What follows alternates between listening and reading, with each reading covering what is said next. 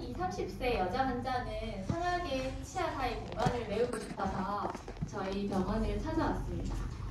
만약에 원장님들 병원에 이런 환자가 와서 상하계 치아 사이 공간을 메우고 싶다라고 하면 어떤 치료 계획을 세우시겠어요? 이 환자는 상하계는 비대칭적인 이렇게 스페이스가 있고요. 측절치는 외소치입니다. 그리고 클래스 3 골격에 아래 턱이 나와 있죠. 턱이 나온 자신의 안무에 대해서 크게 개선을 원하지는 않지만 상하계 스페이스를 모두 메우고 싶어 하셨습니다. 이런 경우에는 의사도 환자도 가장 먼저 교정 치료를 생각을 하겠죠. 저희 예상대로 이 환자는 교정 치과에 가장 먼저 가보셨답니다.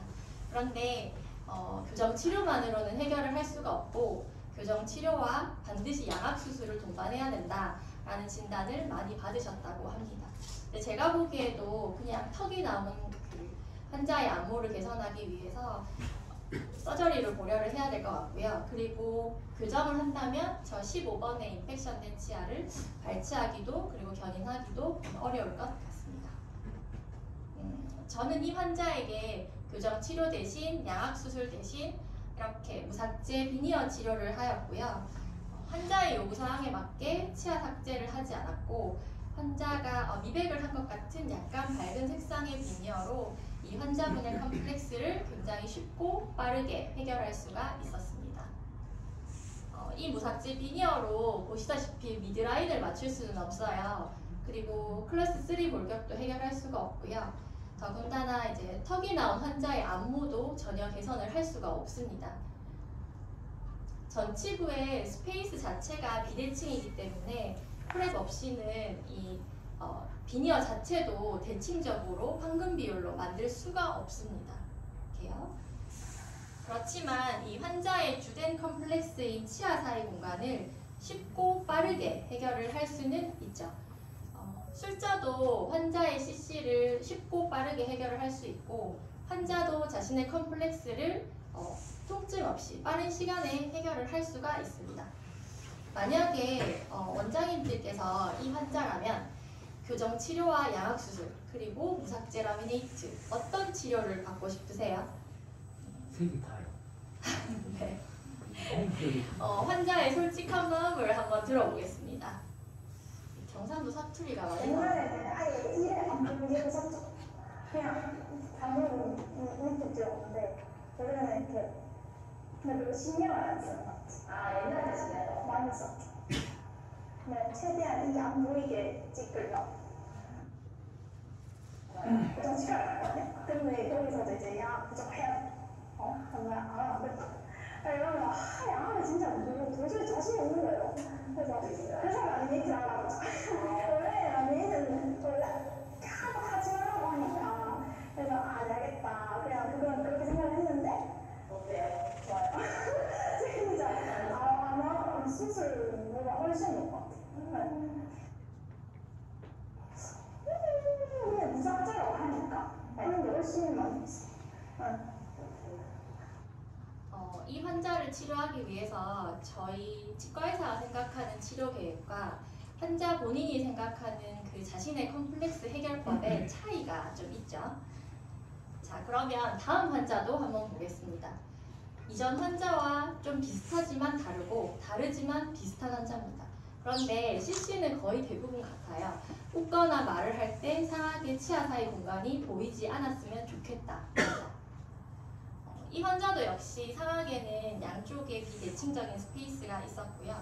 본인의 치은 형태에 대해서 크게 불만이 없었고 이 환자는 무엇보다도 자신의 치아를 삭제하지 않겠다는 엄청난 의지가 있는 환자였습니다. 저는 이 환자에게도 역시 치아 삭제가 없으면서도 쉽고 빠르게 이 컴플렉스를 해결할 수 있도록 무삭제 비니어 치료를 했고요. 사실 환자의 만족도도 되게 좋았고 주변 지인들의 반응도 좋았던 만족스러운 치료 결과를 얻을 수가 있었습니다. 우리는 임상에서 이렇게 다이아스테마부터 6전치, 8전치에 이르기까지 굉장히 치아 사이 공간이 있는 환자들을 많이 만납니다. 네, 그런 공간들이 환자들에게 되게 컴플렉스가 되어서 웃지 못하는 환자들이 원장님들 생각보다 굉장히 많아요. 그런데 이런 환자들이 저희 병원에 치료를 하러 찾아왔을 때 저희는 늘 생각을 합니다. 교정 치료 아니면 보철 치료. 두 가지 옵션밖에 없는데요. 시간이 오래 걸리는 교정 치료 말고 치아를 반드시 삭제해야 되는 보철 치료 말고 우리가 가질 수 있는 옵션이 다른 건 없을까요? 근데 이런 환자들은 특징이 꼭 임박해서 옵니다. 그래서 자기 빨리 치료해야 된다. 나 다음 주에 면접 보러 가야 되고요. 나 다음 달에 결혼해야 되고요. 그래서 미리 오면 좋은데 꼭 임박해서 와서 빨리 치료해달라고 얘기하죠. 그러면 그런 경우에 이런 환자들에게 이런 무삭제 비니어 진료는 굉장히 매력적인 진료가 될 수 있습니다. 그래서 원장님들께서 이런 환자들이 여러 가지 이유로 나 교정 치료와 보철 치료를 하지 않겠다라고 했을 때 우리는 이 환자를 돌려보내지 않고 이런 무삭제 비니어 치료를 해보면 어떨까 합니다.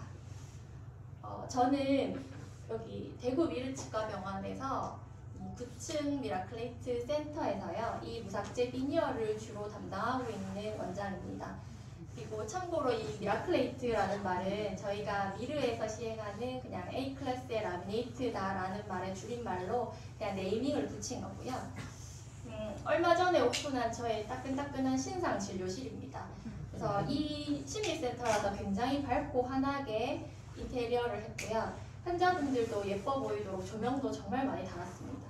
그래서 이렇게 예쁜 진료실에서 저는 원래 예쁜데 더 예뻐지고 싶은 환자, 그리고 나이는 들었지만 젊어지고 싶은 할머니, 그리고 치아 사이 공간 때문에 웃지 못하는 아저씨를 심미적 그리고 심리적으로도 함께 치료를 하고 있습니다. 그러니까 웃지 못하는 환자를 활짝 웃게 만드는 그런 치료를 하고 있죠. 저를 잠시 소개하면요. 저는 오랫동안 대구 미르치과병원에서 엔도를 담당한 보존과 의사였습니다.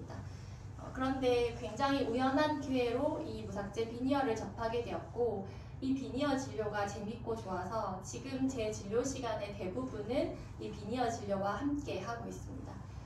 저는 사실 되게 오랜 시간 엔도를 하면서 많은 양의 치아 삭제가 결국은 엔도로 이어지고 그 결과들이 좋지 못한 경우를 너무 많이 봐서요. 사실 치아를 삭제하는 거에 대한 저 스스로의 두려움이 되게 많았었거든요. 그런데 이거 무삭제라고 하니까 되게 관심이 갔었던 것 같고 내가 저 환자라면 저를 어떻게 치료해보고 싶을까를 생각을 해보면 내 컴플렉스는 해결을 하고 싶지만 치아는 최대한 보존하고 싶어하는 그런 환자의 마음도 좀 이해를 할 수 있었던 것 같습니다. 근데 너무 재밌었어요, 비니어 진료가. 그래서 생각보다 정말 재밌더라고요. 그래서 환자들이 웃으면서 활짝 웃으면서 진료실을 나가는데 막 어떨 때는 울어요. 너무 좋아서. 그래서 우는 환자도 막 생기고요. 그래서 제가 엔도를 아무리 잘해도 환자가 울지도 않거든요. 너무 아파서 울거나 막 그럴 때가 있었는데 이 진료는 그냥 너무 기뻐서 우는 거죠.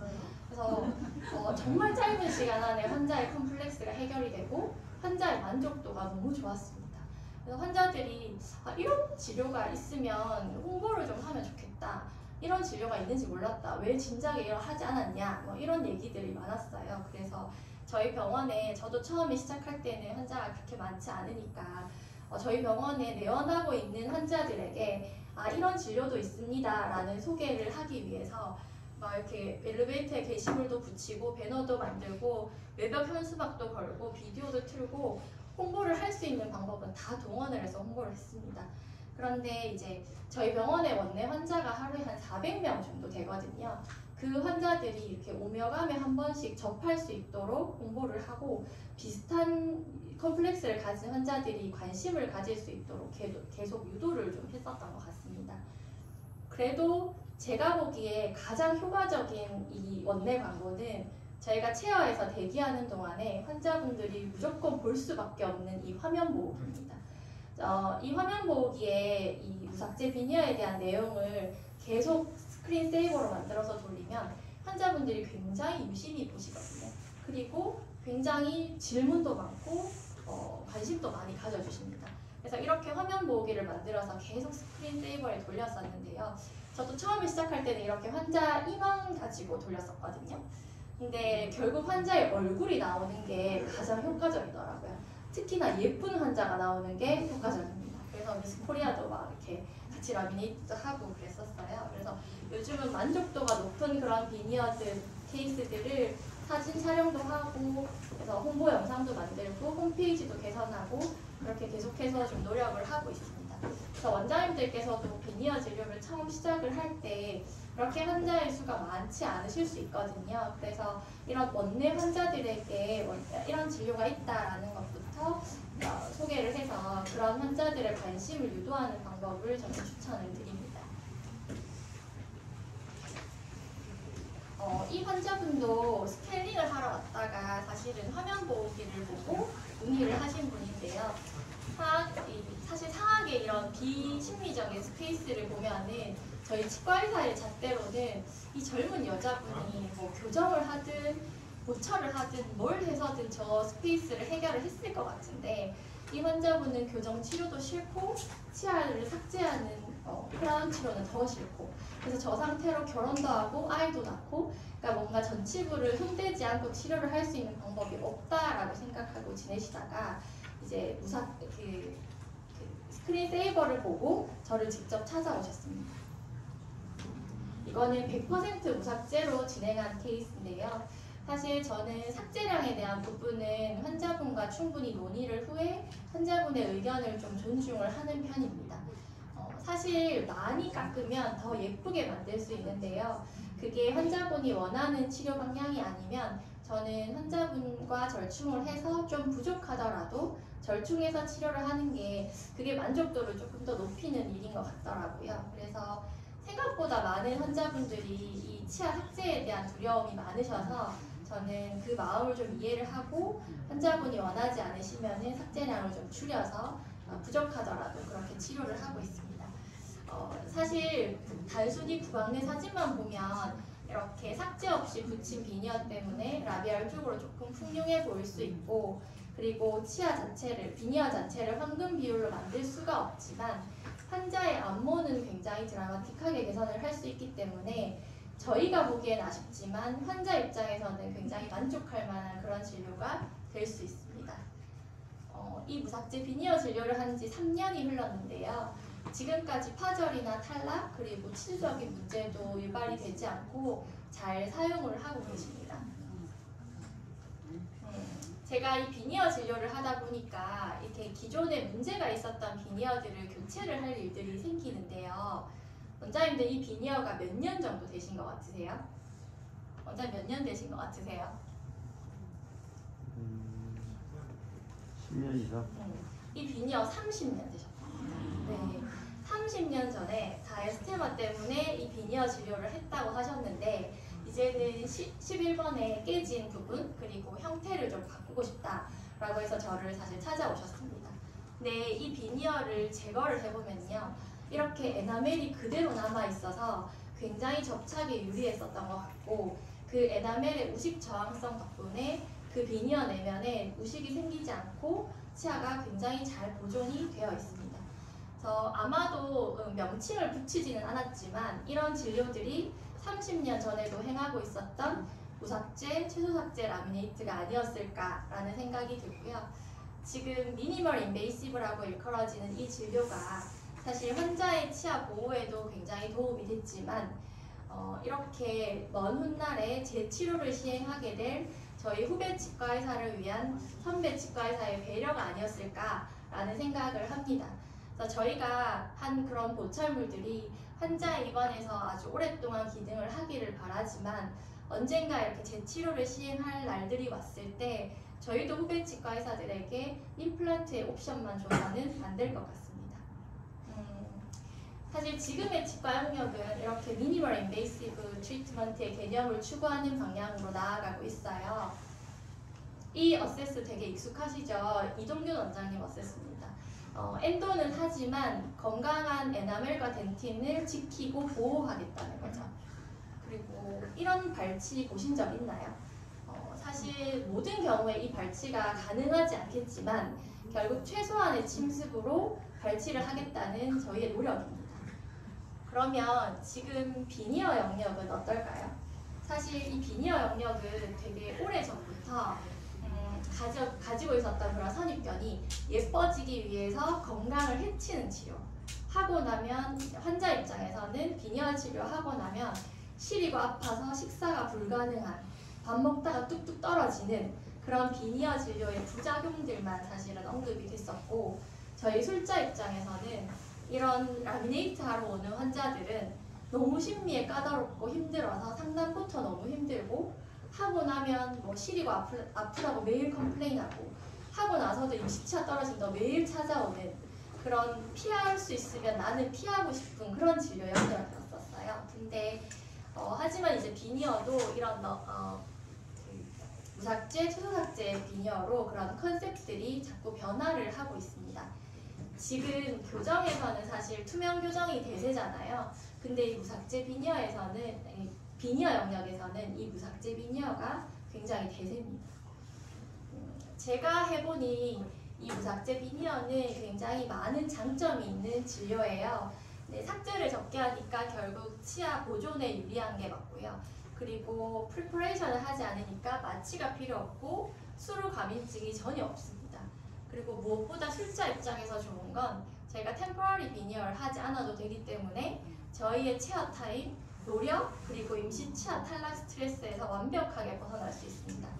그리고 장기간의 그 임시 치아 사용이 페리오 문제를 일으키기 때문에 추후에 접착에도 문제를 일으킬 수 있거든요. 근데 이 무삭제 비니어는 템포러리 비니어를 하지 않아도 되기 때문에 그런 점에서는 굉장히 유리하죠.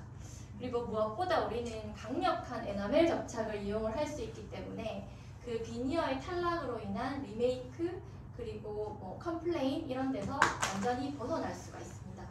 그래서 이런 무삭제 비니어를 적절한 케이스에 이용을 한다면 우리가 임상에서 이렇게 선택할 수 있는 또 하나의 좋은 트리트먼트 옵션이 될 수 있지 않을까라고 생각을 합니다. 오늘은 제가 했던 이 환자 만족도가 굉장히 좋았던 한 케이스를 통해서 이 무삭제 라미네이트의 전반적인 워크플로우를 먼저 한번 알아보도록 하겠습니다. 44세 환자고요. 이름은 러시엘입니다. 너무 잘생겼죠? 저는 이 환자가 처음 봤을 때 너무 잘생겨서 깜짝 놀랐어요. 지금부터 우리는 이 잘생긴 환자를 무삭제 라미네이트를 통해서 더 멋있게 변화시켜 보도록 하겠습니다. 먼저 환자의 자기소개를 한번 들어볼게요. 제가 너무 좋아하는 목소리들이 여기 막 나오거든요. 제 짧은 영어도 나오니까 이해해 주시면 좋겠어요. My name is Russell. I'm from Australia. Yes, I work in Singapore. I live in Perth.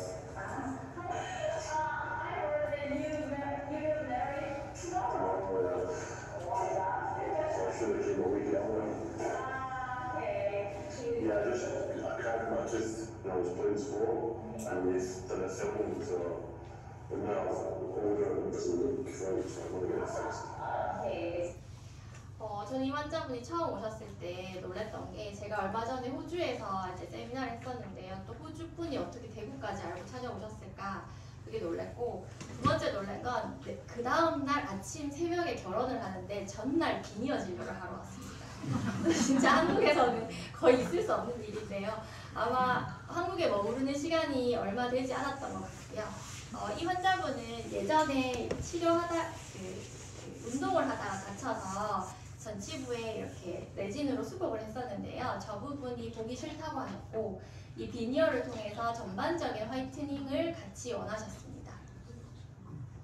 저희 팀은 이렇게 신환이 처음 오면은 환자의 CC를 파악을 하고 환자의 진단용 구내 사진과 필요한 방사선 사진을 촬영을 합니다.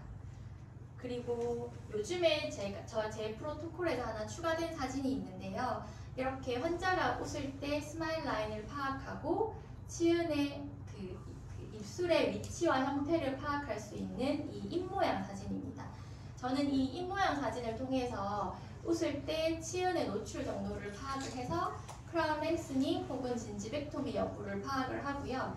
그리고 이제 웃을 때 전치부, 부치부의 노출 정도를 파악을 해서 내가 비니어 진료를 할 때 어디까지 비니어를 권할 것인가, 이런 것들을 미리 생각하는 시간을 가지기도 합니다. 이렇게 스태프들이 사진을 찍고 업로드를 하는 동안에 이 환자분께서는 이 문진표를 작성하게 되는데요. 보통은 이 문진표가 가장 첫 번째로 환자의 니즈를 캐치할 수 있는 아주 좋은 방법입니다. 이 문진표를 통해서 환자의 마음을 읽는 거죠.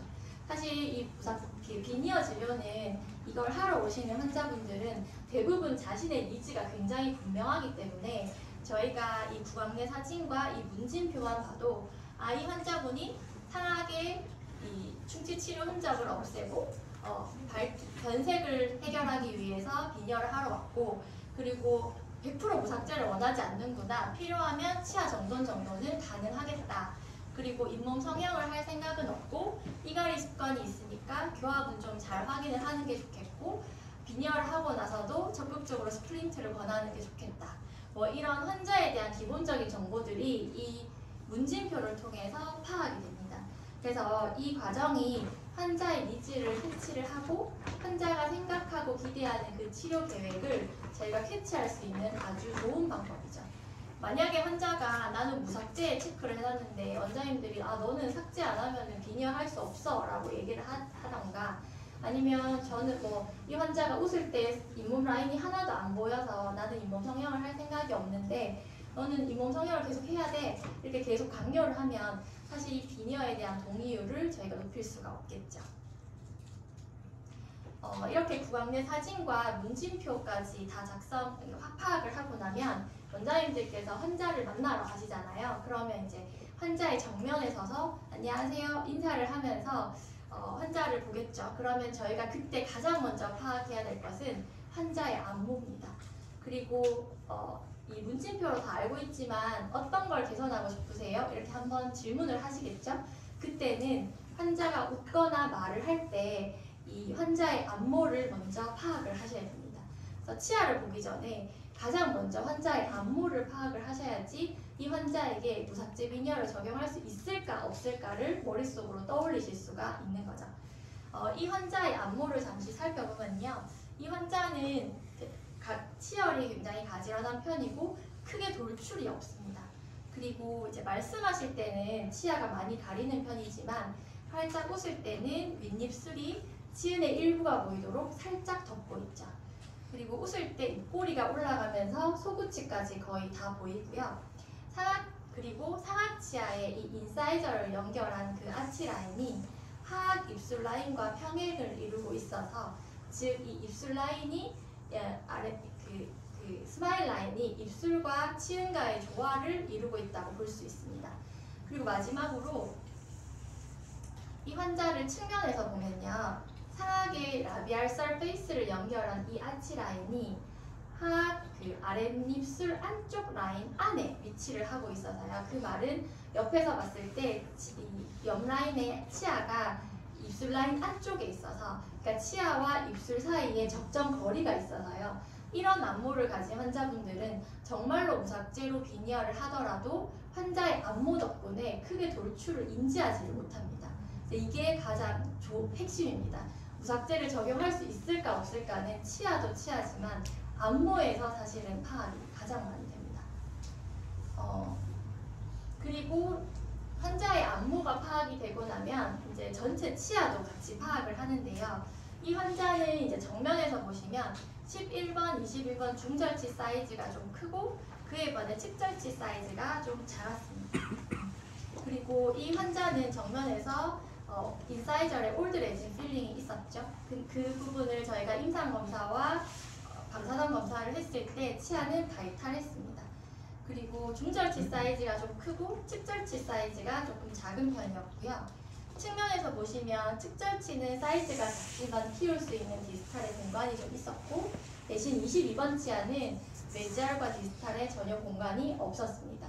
그리고 교환면 측에서 보시면 사실 이 환자는 대부분 치아가 가지런한 편이었지만 11번 치아가 다른 아치 라인에 비해서 약간 라비오 버전이 된 상태였죠. 그리고 구치부 교합은 비교적 안정적으로 보입니다. 그러면 이 환자의 안무와 이 전체 치아를 다 파악을 하고 난 뒤에 우리는 이 환자에게 무삭제 비니어를 적용을 할 수 있을까부터 먼저 파악을 해야겠죠. 이 무삭제 비니어는 사실 모든 환자에게 적용할 수는 없습니다. 이 무삭제 비니어를 적용을 하고 그에 대한 결과가 좋으려면 이런 조건들이 필요하죠. 첫 번째 조건은요, 치아 사이즈가 작아야 된다는 조건이 있는데요. 이 비니어가 치아를 완전히 감싸게 되면은 기존에 있었던 치아보다 양쪽으로 0.2mm 정도 치아가 커졌다고 느낄 수 있습니다. 그래서 저희가 프리퍼레이션을 하지 않기 때문에 원래 가지고 있는 치아 사이즈가 작아야지 이 무삭제 비니어 후에 결과가 훨씬 더 좋습니다. 그리고 두 번째 조건은 치열이 가지런해야 된다라는 조건이 있는데요. 이것도 역시 우리는 프리퍼레이션을 하지 않기 때문에 기존에 가지고 있던 배열 자체가 가지런해야지 무삭제 비니어를 적용을 할 수가 있습니다. 세 번째는 링구어 버전인데요. 저희가 비니어를 삭제 없이 치면에 붙이면 당연히 그 비니어의 두께만큼 치아가 라비얼 쪽으로 돌출이 되게 됩니다. 그래서 환자가 이미 가지고 있는 치아 자체가 링구어 버전이 되어 있어야지 그게 안모상 훨씬 더 보기가 좋습니다.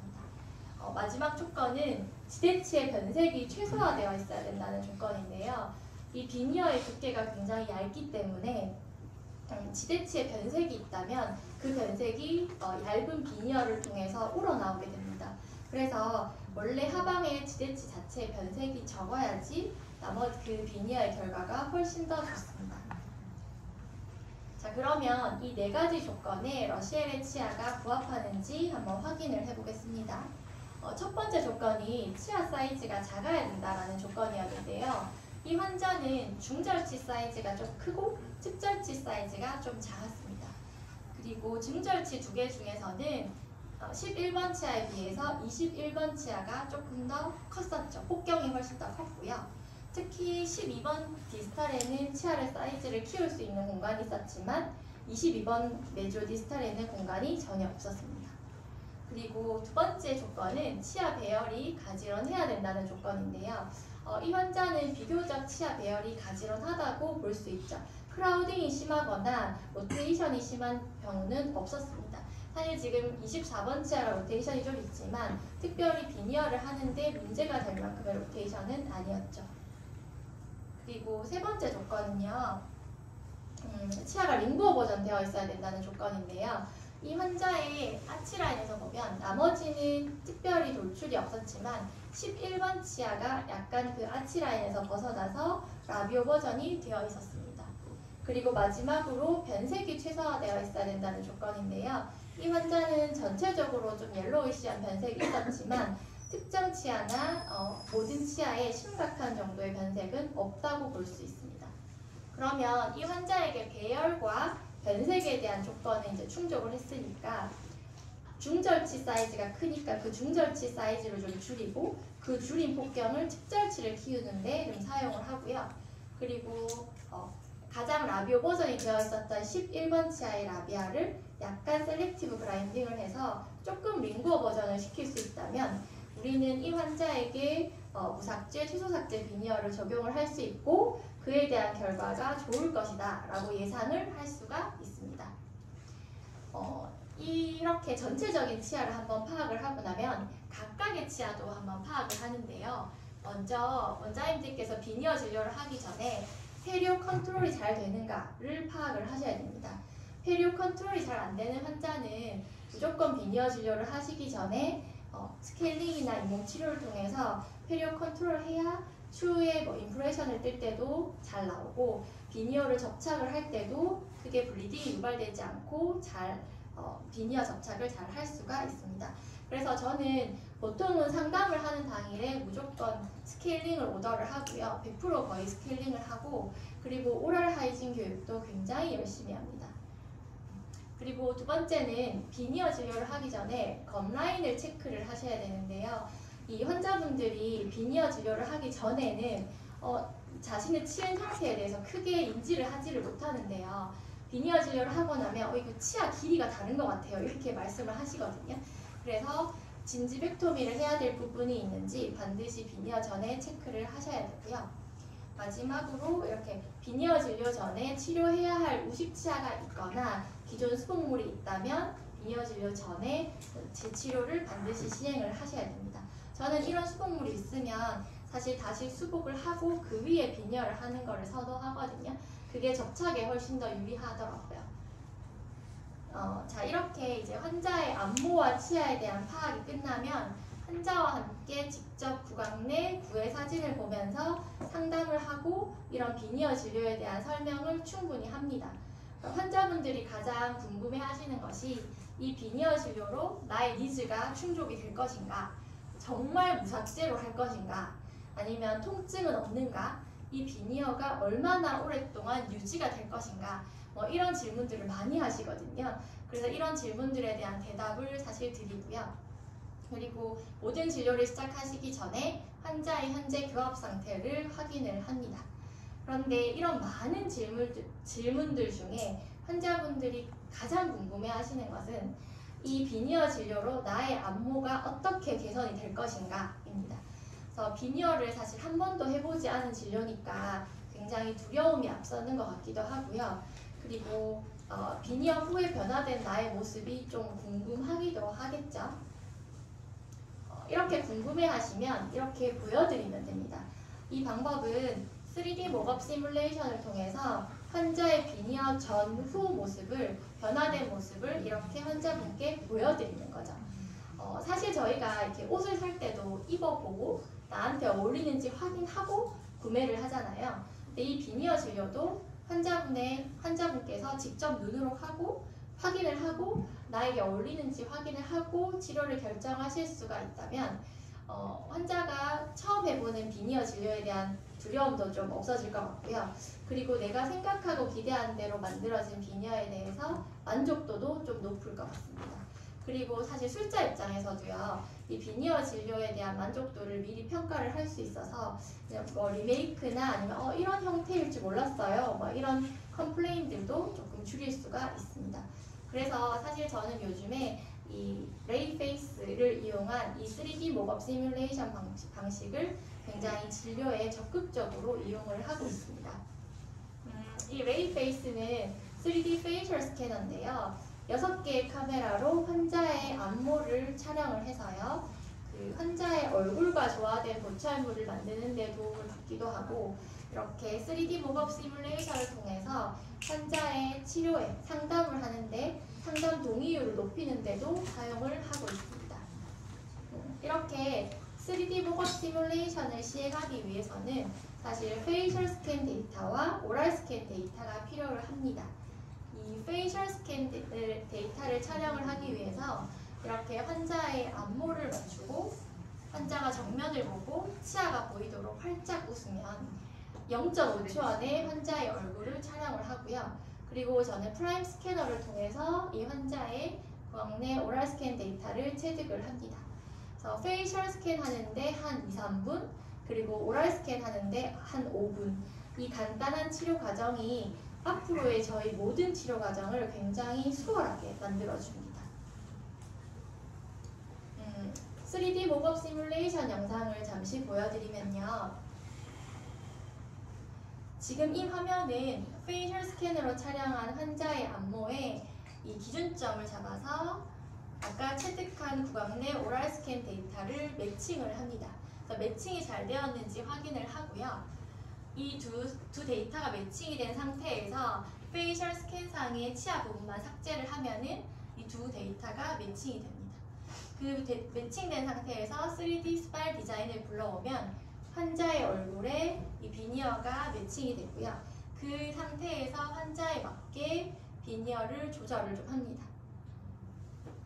환자의 얼굴에 맞게 조정을 다한 비니어는 저희가 이렇게 비니어 전후 과정을 정면, 측면, 교환면 측에서 확인을 할 수 있고요. 이런 데이터들을 저희가 환자분에게 보여드리고 비니어 진료에 대한 동의율을 높이는 데 사용을 하실 수 있습니다. 이렇게 제가 3D 목업 시뮬레이션을 시행을 하는 동안에 사실 이날은 스케일링을 시행을 했어요. 저는 원래 스케일링을 당일에 상담하는 당일에 시행을 하고 한 일주일 정도 있다가 치윤이 안정화가 되면 대부분 비니어 진료를 시행을 하는데 이 환자는 시간 관계상 사실 당일에 스케일링을 할 수밖에 없었습니다. 이렇게 스케일링을 다 하고 나면 목업이 완성되었고요. 이 목업을 환자분에게 보여드려야겠죠. 이렇게 목업 과정들이 사실은 굉장히 쉽고 간단하게 진행이 되는 것들도 환자분들이 되게 신기하게 생각을 하시거든요. 네, 보이세요? 환자분이 자기의 변화된 모습을 볼 때 굉장히 뿌듯해 하시거든요. 그래서 이 환자분은 자신의 변화된 모습을 보고 너무 좋아하셨어요. 그래서 이 3D 목업이 우리의 계획을 구체화하고 그리고 그 계획을 시각적으로 확인을 하고 그리고 혹시 수정할 점이 있다면 수정을 할 수 있도록 도움을 줍니다. 이 환자분은 목업으로 변화된 자신의 안모에 되게 흡족해했고 가지런하게 이제 변화된 비니어에도 굉장히 만족을 하셔서 비니어 진료를 하기로 저랑 결정을 사실 하셨습니다. 그런데 이 목업에서 저희가 확인해야 될 부분은요, 환자의 안모 변화도 있지만 저희가 환자가 가장 만족할 만한 비니어의 형태를 제작하기 위해서 셀렉티브 그라인딩이 필요한 위치를 파악을 하고 이거를 환자에게 설명을 하고 환자 스스로 이 그라인딩의 타당성에 대해서 이해를 하는 일입니다. 이거는 이 말은 이 무삭제, 그러니까 비니어 하려면 너는 무조건 삭제해야 돼 이게 아니고 너는 무삭제 비니어를 할 수도 있는데 여기 부분을 이런 이유에서 조금씩만 셀렉티브 그라인딩을 해도 비니어 후의 결과가 훨씬 더 좋을 거야 라고 이제 술자로서 조언을 하는 거죠. 그리고 사실 술자도 이 환자의 치아의 어느 부분을 어떻게 얼마만큼 삭제를 해야지 환자가 만족할 만한 결과가 나오는지 미리 파악을 할 수 있는 시간이 되기도 합니다. 환자의 안모의 가장 이상적인 비니어의 배열은 이런 모습이지만 실제로 이 앞궁을 움직이는 것은 조금 불가능하기 때문에 비니어를 환자의 앞궁에 맞게 조절을 하고요. 배열도 조절을 합니다. 이렇게 조절을 해서 환자가 가장 만족할 만한 형태의 비니어로 제작을 하면 이미 11번 라비알에 비니어가 들어갈 공간이 없다는 걸 저희가 파악을 할 수 있고요.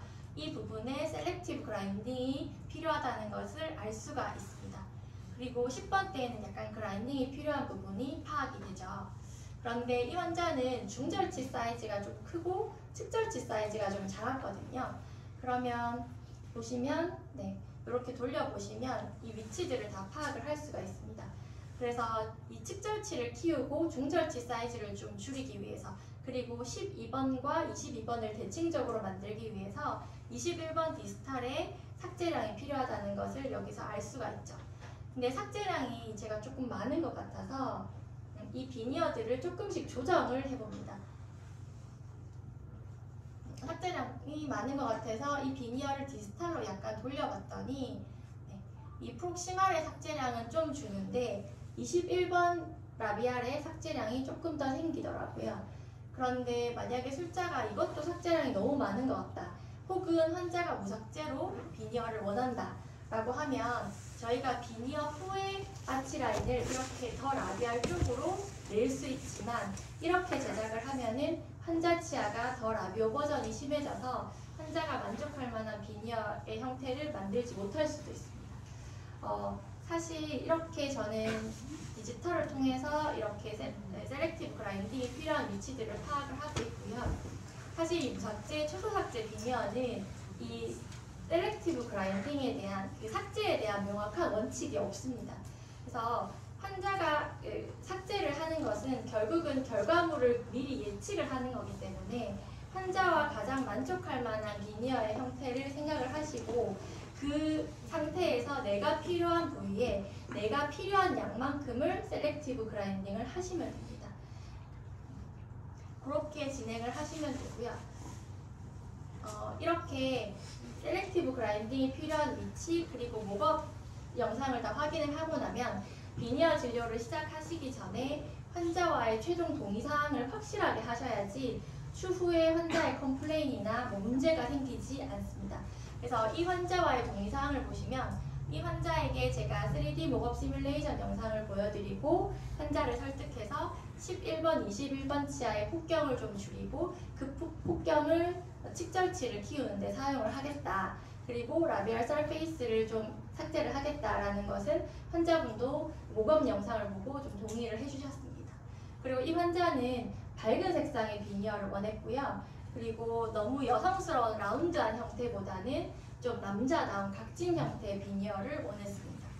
마지막으로 이 환자는 속옷치까지 비니어를 다 해서 자기가 가지고 있는 스페이스도 다 해결하기를 원했죠.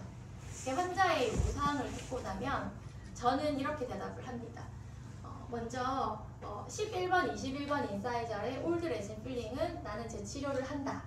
그리고 환자의 스마일 라인을 파악을 했을 때 중절치 길이 2개를 기준으로 해서 특별한 치아 길이는 조정을 하지 않았고 오히려 측절치 길이는 조금 연장을 해서 스마일 라인을 맞추겠다라고 얘기를 했고요.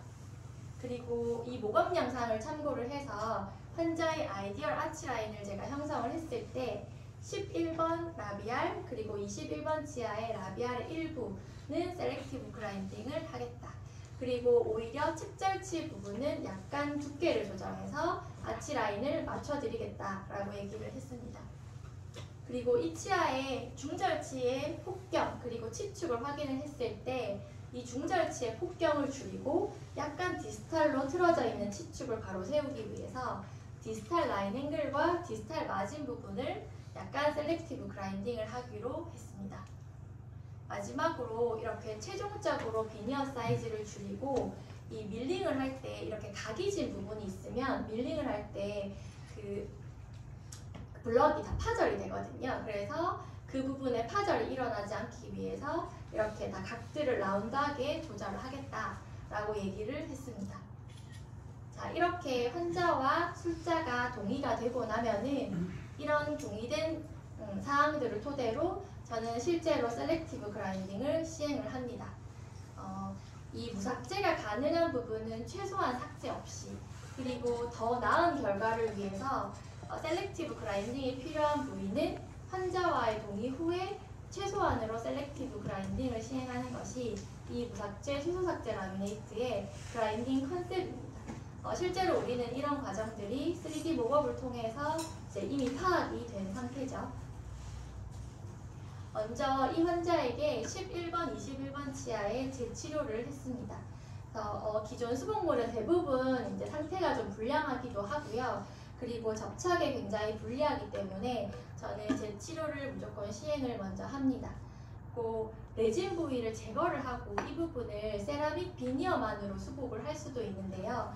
사실은 치아의 지지를 받는 부분에 세라믹 비니어가 덮이는 것과 치아나 이제 레진 베이스가 없는 부분에 세라믹만으로 수복을 하는 것은 저는 강도와 투명도의 차이가 있다고 생각을 하기 때문에 가급적이면 빈 공간에다가 치아와 유사한 색상으로 레진 베이스를 하고 그 위에 얇은 비니어를 덮는 것을 선호를 합니다.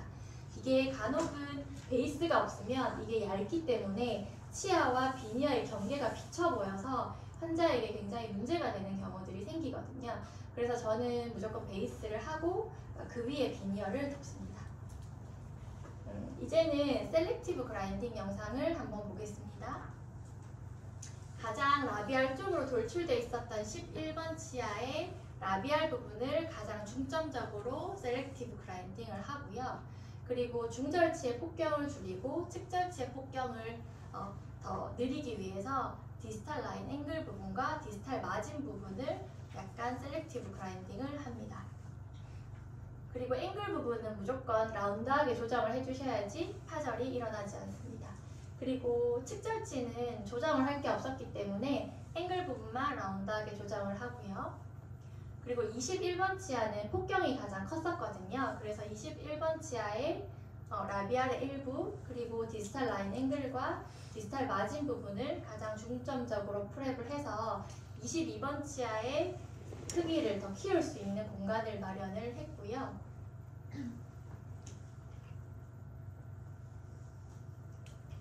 그리고 22번 치아도 앵글 부분만 라운드하게 조정을 했습니다. 이 삭제를 할 때는 반드시 환자분과 동의가 된 부분만 삭제를 하셔야 되고 마지막으로 이렇게 그 체크하시고 대합치에 조정이 필요한 부분이 있다면 스캔을 하시기 전에 반드시 대합치 조정을 하시는 게 추후의 결과가 훨씬 더 좋습니다. 그리고 이렇게 무삭제 비니어는 환자분들이 삭제량에 대해서 굉장히 예민한 경우가 많거든요. 그래서 삭제를 다 하시면 원장님들께서 반드시 거울을 보고 환자에게 이 부분을 이렇게 삭제를 했다는 것을 알려주셔야지 환자가 추후에 문제를 삼지 않습니다.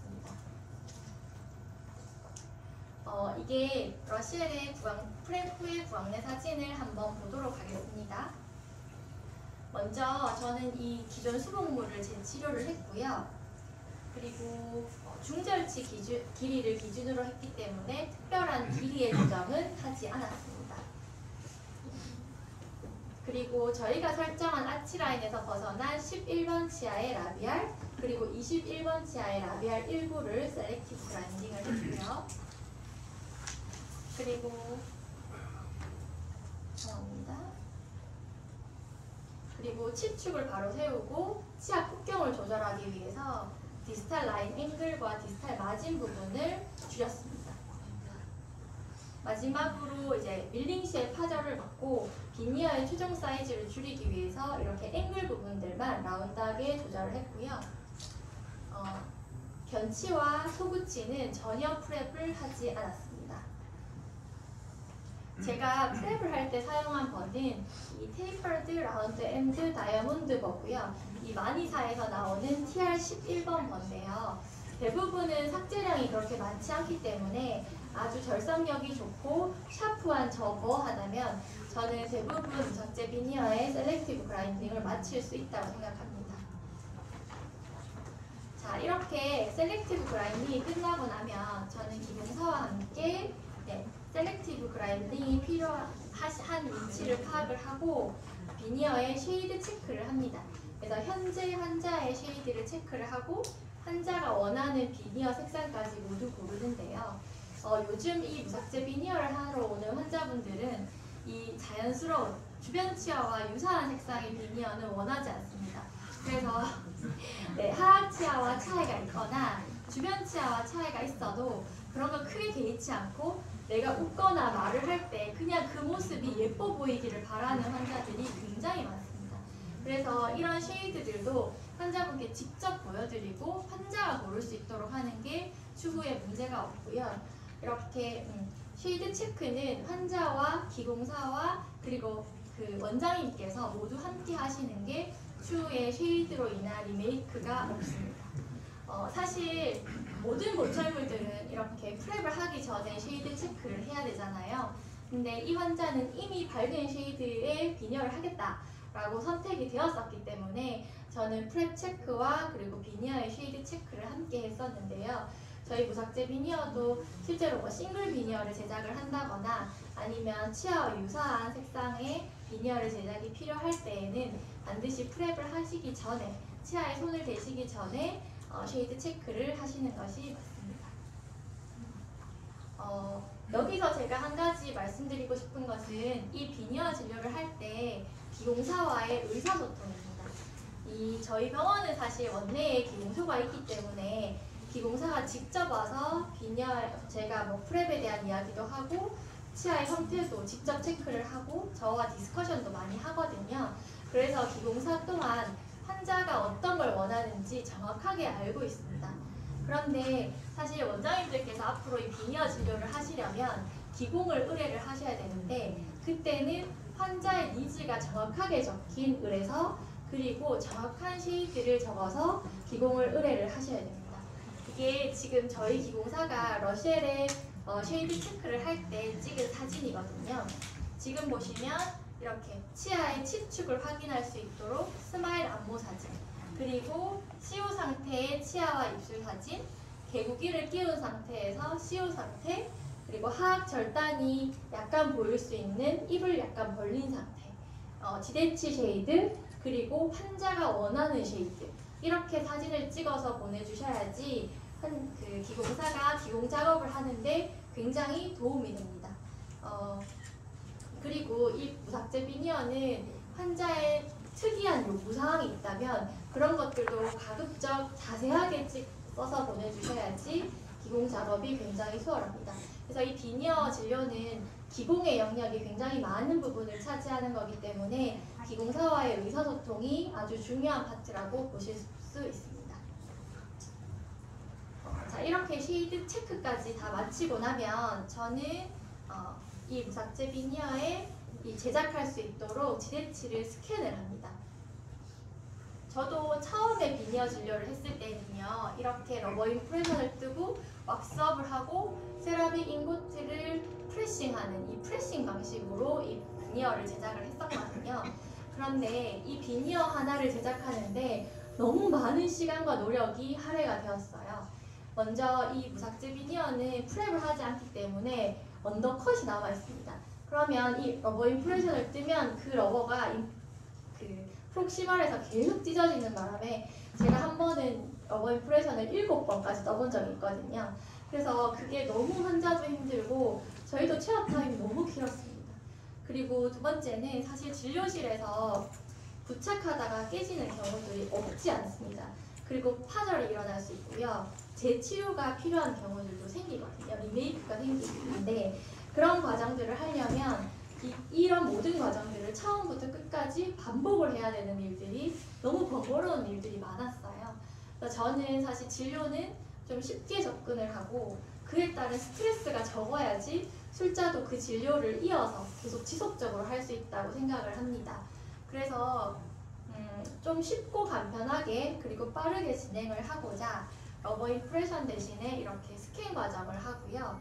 그리고 프레싱 방법 대신에 캐드캠 밀링 방식을 이용해서 지금은 100% 밀링 방식의 비니어를 제작을 하고 있습니다. 이 밀링 방식의 비니어가 프레싱 방식의 비니어에 비해서 사실 저는 뒤처지지 않을 만큼 쉐이드 면이나 컨투어 면에서도 많이 발전을 했다고 생각을 합니다. 저는 재라미네이트를 하거나 이렇게 리메이크를 해야 되는 경우에는 대부분 원데이 진료를 하는데요. 원데이 진료를 하려면 이런 스캔 과정과 이 밀링 방식은 필수로 가지고 계셔야 됩니다. 사실 만약에 제가 프레싱 방식으로 비니어를 제작을 했다면 이렇게 러시엘처럼 시간이 촉박한 환자에게는 비니어 진료를 할 수가 없었을 것 같습니다. 그런데 이렇게 쉽고 빠르게 제작을 한다고 해서 모든 과정을 되게 대충 하거나 단순화하는 건 아닙니다. 원장님들께서 되게 적합도 좋은 잘 맞는 보철물들을 제작하기 위해서 이렇게 러버 인프레션도 반복해서 체득하고 바이트도 되게 신경 써서 뜨시잖아요. 근데 저도 적합도 좋은 아주 잘 맞는 밀링 방식의 비니어를 제작하기 위해서 이렇게 스캔 과정을 아주 신경 써서 꼼꼼하게 하고 있습니다. 먼저 스캔을 할 때는 치면에 ICB 브러쉬와 치실을 이용해서 깨끗하게 클렌징을 하고요. 그리고 필요하다면 도포 마취를 하고 저는 아직 코드는 사실 포기를 못했습니다. 그래서 코드 30 코드를 삽입을 하고 스캔을 하는데요. 이 코드를 라비알 면에 엠브레저까지 잘 나오게, 마진이 잘 나오게 삽입을 해야지 이 비니어가 추후에 프록시마를 다 감싸는 마진이 짧지 않은 비니어를 제작하실 수가 있습니다. 그리고 스캔 전에는 빛 반사를 막기 위해서 체어 라이트 치우시고 왕내 방습을 잘 하시고요. 그리고 스캔을 다 하고 나시면 스캔을 확인을 하셔야 되는데 혹시 부족한 부분이 있다면 스캔을 반복적으로 하셔서 더 좋은 퀄리티의 스캔 데이터를 체득하도록 노력을 하셔야 됩니다. 스캔의 퀄리티가 나쁘면 사실은 기공소에서는 기공 작업을 하는 게 굉장히 힘듭니다. 지금 보시는 것처럼 저렇게 코드가 치은 열분에 삽입되지 않고 밀려 나오게 되면 비니어의 디자인 자체가 굉장히 어렵거나 이 마진이 짧은 비니어가 제작될 가능성이 높습니다. 그리고 특히나 저렇게 컨택 부위에 빈틈이 생겨버리면 비니어의 제작이 불가능하거나 아니면 적합도가 굉장히 떨어지는 비니어가 제작될 가능성이 높죠. 그래서 이런 경우는 그리고 여기 보시면 이게 중첩이 되거나 타액 때문에 이게 스캔의 퀄리티가 계속 나쁜 경우들이 생기거든요. 그런 경우에는 반복적으로 스캔을 통해서 더 나은 스캔 데이터를 체득을 해주셔야 됩니다. 러시엘의 이 스캔 과정도 한번 영상으로 보겠습니다. 가장 먼저 그 ICB 브러쉬와 치실을 이용해서 치변을 깨끗하게 닦고요. 이렇게 30 코드를 엠브레저 면까지 삽입을 다 합니다. 저는 이렇게 코드를 다 삽입을 하고 나면 덴츠플라이의 프라임 스캐너를 이용해서 스캔을 하는데요. 그 정확도도 굉장히 높고 스캔 데이터 속도도 굉장히 빨라서 아주 유용하게 사용을 하고 있고요. 스캔 데이터를 확인해서 필요한 부분들은 반복적으로 스캔을 통해서 데이터를 체득하고 그걸 기공소로 전송을 합니다. 그리고 마지막에 가장 중요한 것은 오럴 하이징 교육을 반드시 시행을 하셔야 됩니다.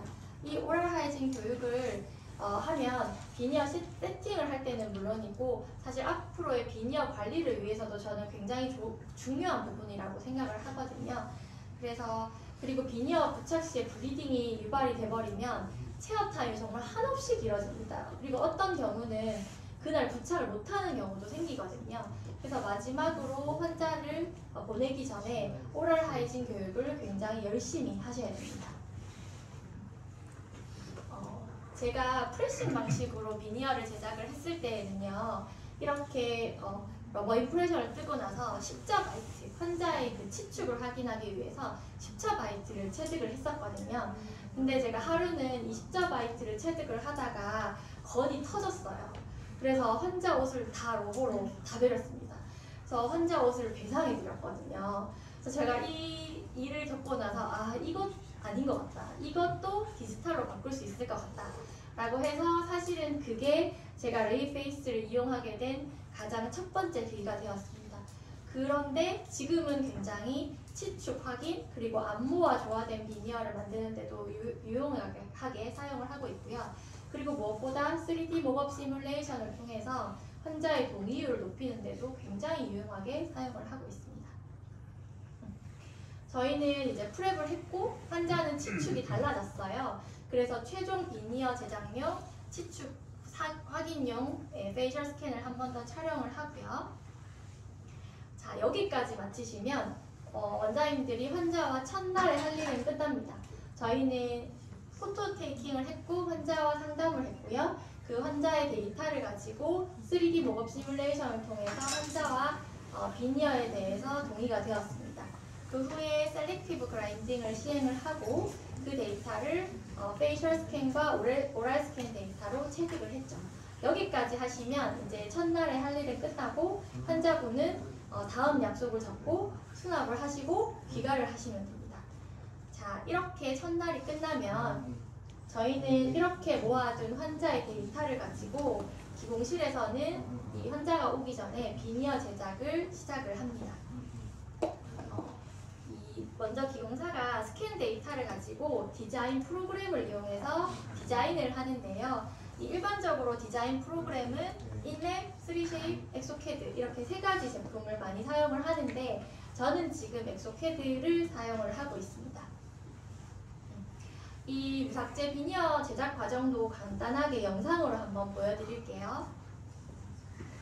이 페이셜 스캔으로 촬영한 안모에 이 기준점을 잡아서 아까 체득한 오랄 스캔 데이터를 매칭을 합니다. 이렇게 매칭이 잘 되었는지 확인을 먼저 하고요. 그 매칭이 된 상태에서 페이셜 스캔상의 치아 부분만 삭제를 하면 두 데이터가 매칭이 되죠. 여기까지는 목업과 똑같습니다. 이렇게 매칭된 데이터를 엑소캐드로 불러와서 이제 무삭제 비니어의 디자인을 시작하는데요. 먼저 이렇게 마진을 잡고요. 그리고 마진을 수정합니다. 그리고 언더컷이 최소화된 방향으로 삽입로를 결정을 하고 내면값과 시멘트 값을 결정으로 한 뒤에 라이브러리에서 비니어를 불러와서 환자 치아의 배열에 맞게 수정을 합니다. 그 수정된 데이터를 환자의 안모와 매칭을 해서 잘 어울리는지 다 확인을 하고요. 그 모든 자료를 병합을 해서 밀링 머신으로 연결을 합니다. 그러면 스프루의 위치를 결정을 하고 저희가 최소 두께 0.4mm로 밀링을 합니다. 그 밀링을 다 하고 나면 기공사가 그 밀링된 데이터를 마진, 컨투어, 두께 정도를 약간 수정을 해서 마지막으로 글레이징 처리를 해서 이 무삭제 비니어를 완성을 합니다. 요즘에 이 무삭제 비니어, 그 밀링 방식으로 비니어를 제작하시는 원장님들께서는 대부분 이렇게 이맥스 캐드, 엠프레스 캐드, 뷰타마크2 세 가지 블럭들을 많이 사용을 하시는데요. 각각의 블럭들은 장점과 단점이 있습니다. 이 이맥스 캐드는요, 강도가 좋고 색감이 예쁜 반면에 굉장히 단단해서 사실은 밀링이 되게 힘듭니다. 밀링하다 보면 뻐가 부러지는 일들이 많습니다. 그래서 밀링이 힘들고, 그리고 이 글레이징 전에 이 열 처리 과정이 다른 블럭들에 비해서 30분 이상 더 소요가 되거든요. 그래서 이거는 원데이 진료에는 잘 맞지 않아서, 그리고 블럭 가격도 굉장히 비쌉니다. 블럭 하나에 4만 원이 넘는 가격이라서 사실은 저는 지금은 이맥스 캐드를 사용하지는 않고 있고요. 반면에 이 엠프레스 캐드는 강도도 적당하고 색감도 예쁘고 작업도 편리해서 지난 몇 년간 저는 엠프레스 캐드로 주로 사용을 했었어요. 그리고 엠프레스 캐드는 그 하방 지대치에 변색이 있으면 그 지대치의 변색을 마스킹하는 능력이 있기 때문에 그런 변색이 있는 환자들에게 저는 엠프레스 캐드를 사용을 합니다. 그리고 요즘 무삭제 리니어를 많이 하시는 원장님들은 대부분 이 마크2 블럭을 많이 사용을 하시는데요. 이 마크2 블럭은 펠드스파라서 치아와 물성이 가장 유사합니다. 그리고 투명도가 좋다는 장점이 있죠. 대신에 아주 무르기 때문에 밀링은 쉽게 되는데 이 작업을 할 때, 그리고 저희가 진료실에서 부착을 할 때 이 크랙이 가는 경우들이 많아서 사실 처음에 사용하실 때는 조금 주의를 하셔야 됩니다. 이 마크2 블럭의 가장 큰 장점 중에 하나는 제거가 쉽다는 장점이 있습니다. 사실 이 무삭제 비니어는요, 탈락 에나멜 접착을 이용하기 때문에 탈락하는 일은 그냥 없다고 보시면 됩니다. 탈락은 하지 않는데 파절은 될 수 있거든요. 그러면 파절이 되면 저희가 이 남아있는 비니어들을 제거를 해야 되는데, 이 마크2 블럭은 그냥 다이아몬드 버로 굉장히 쉽게 발리기 때문에, 그리고 특히나 좀 밝은 색의 블럭을 사용하거나 밝은 색의 세멘을 사용하는 경우에는 에나멜과의 이 경계 부분을 구분을 할 수 있기 때문에 쉽게 제거가 된다는 장점이 있습니다. 지금 저는 이 엠프레스 캐드와 마크2 블럭을 이 두 개를 같이 사용을 하고 있거든요. 그래서 지대치의 변색을 마스킹해야 되는 경우는 엠프레스 캐드를 사용을 하고, 오히려 치아의 투명도를 줘야 되는 경우에는 마크2 블럭을 사용을 하고요. 그리고 이제 비니어를 제작을 할 때에는 기공사와 이 블럭의 종류까지도 좀 논의를 하는 편입니다. 그리고 이 러시엘 환자는 하방의 지대치의 변색을 완전히 마스킹해 주기를 바랬고, 또 출국을 했어야 됐기 때문에 강도도 좀 필요하다고 생각이 되어서 엠프레스 캐드 블럭을 사용해서 비니어를 제작했습니다. 그리고 이 블럭을 밀링하는 밀링 머신이 있는데요. 이 밀링 머신에는 저는 레이의 스피드 플러스를 사용하고 있습니다. 이 밀링 머신 하나로 이렇게 비니어 하나를 깎는데 약 15분 정도의 시간 소요가 됩니다. 이렇게 기공실에서 밀링 머신을 막 깎는 동안에 저희는 적합을 볼 수 있는 모델을 출력을 해야겠죠. 이 모델도 이 3D 프린트를 통해서 출력을 하는데요. 제가 여러 가지 프린트기를 다 테스트를 해봤거든요. 근데 저는 그 중에서 가장 적합도가 우수했던, 가장 정밀했던 이 쿨저사의 카라 프린트기를 사용을 하고 있습니다. 이 프린트기로 그 100마이크론의 아주 정밀한 양악 모델 한 쌍을 출력을 하는데 약 1시간 30분 정도 시간 소요가 됩니다. 지금 이 모델이 이 쿨저의 프린트기로 프린팅한 모델인데요. 보시다시피 아주 깨끗하고 정밀하게 나오거든요. 그래서 아날로그 방식을 좋아하시는 원장님들도 특별히 걱정하지 않고 이렇게 석고 모델과 프린팅 모델을 오차는 크게 걱정하지 않으셔도 될 것 같습니다. 자, 이렇게까지 하면 드디어 우리는 세팅 날이 됐어요. 이제 기공실에서 만들어 온 비니어를 환자에게 세팅하는 날이 됐습니다. 세팅하는 날 저희가 가장 먼저 해야 될 일은 기공소에서 만들어 온 그 비니어에 문제가 없는지 확인을 하셔야 됩니다. 간혹 비니어가 얇기 때문에 마이크로 크랙이 가 있거나 이렇게 글레이징 페이스트 같은 게 막 뭉쳐서 얼룩덜룩한 경우들이 생기거든요. 그래서 우리가 환자의 입안에 접착할 그 비니어에 문제가 없는지 먼저 파악을 하시고, 잘 보이지 않으면 마이크로스코프를 이용하시거나 아니면 체어 라이트나 큐링 라이트에 비춰보시면 그 크랙들이 가끔 보일 때가 있습니다. 그래서 먼저 확인을 하시고요. 두 번째로 확인할 부분은 저희가 이제 비니어를 꺼내서 환자의 입안에 바로 시작을 하시기 전에 모델에서 이 비니어가 적합이 잘 되는지, 패스는 어떤지 그런 것들을 먼저 확인을 하셔야 됩니다. 이 무삭제 비니어는 사실 프랩을 하지 않기 때문에 언더컷이 다 남아있어요. 그래서 패스가 한정적일 때가 있어요.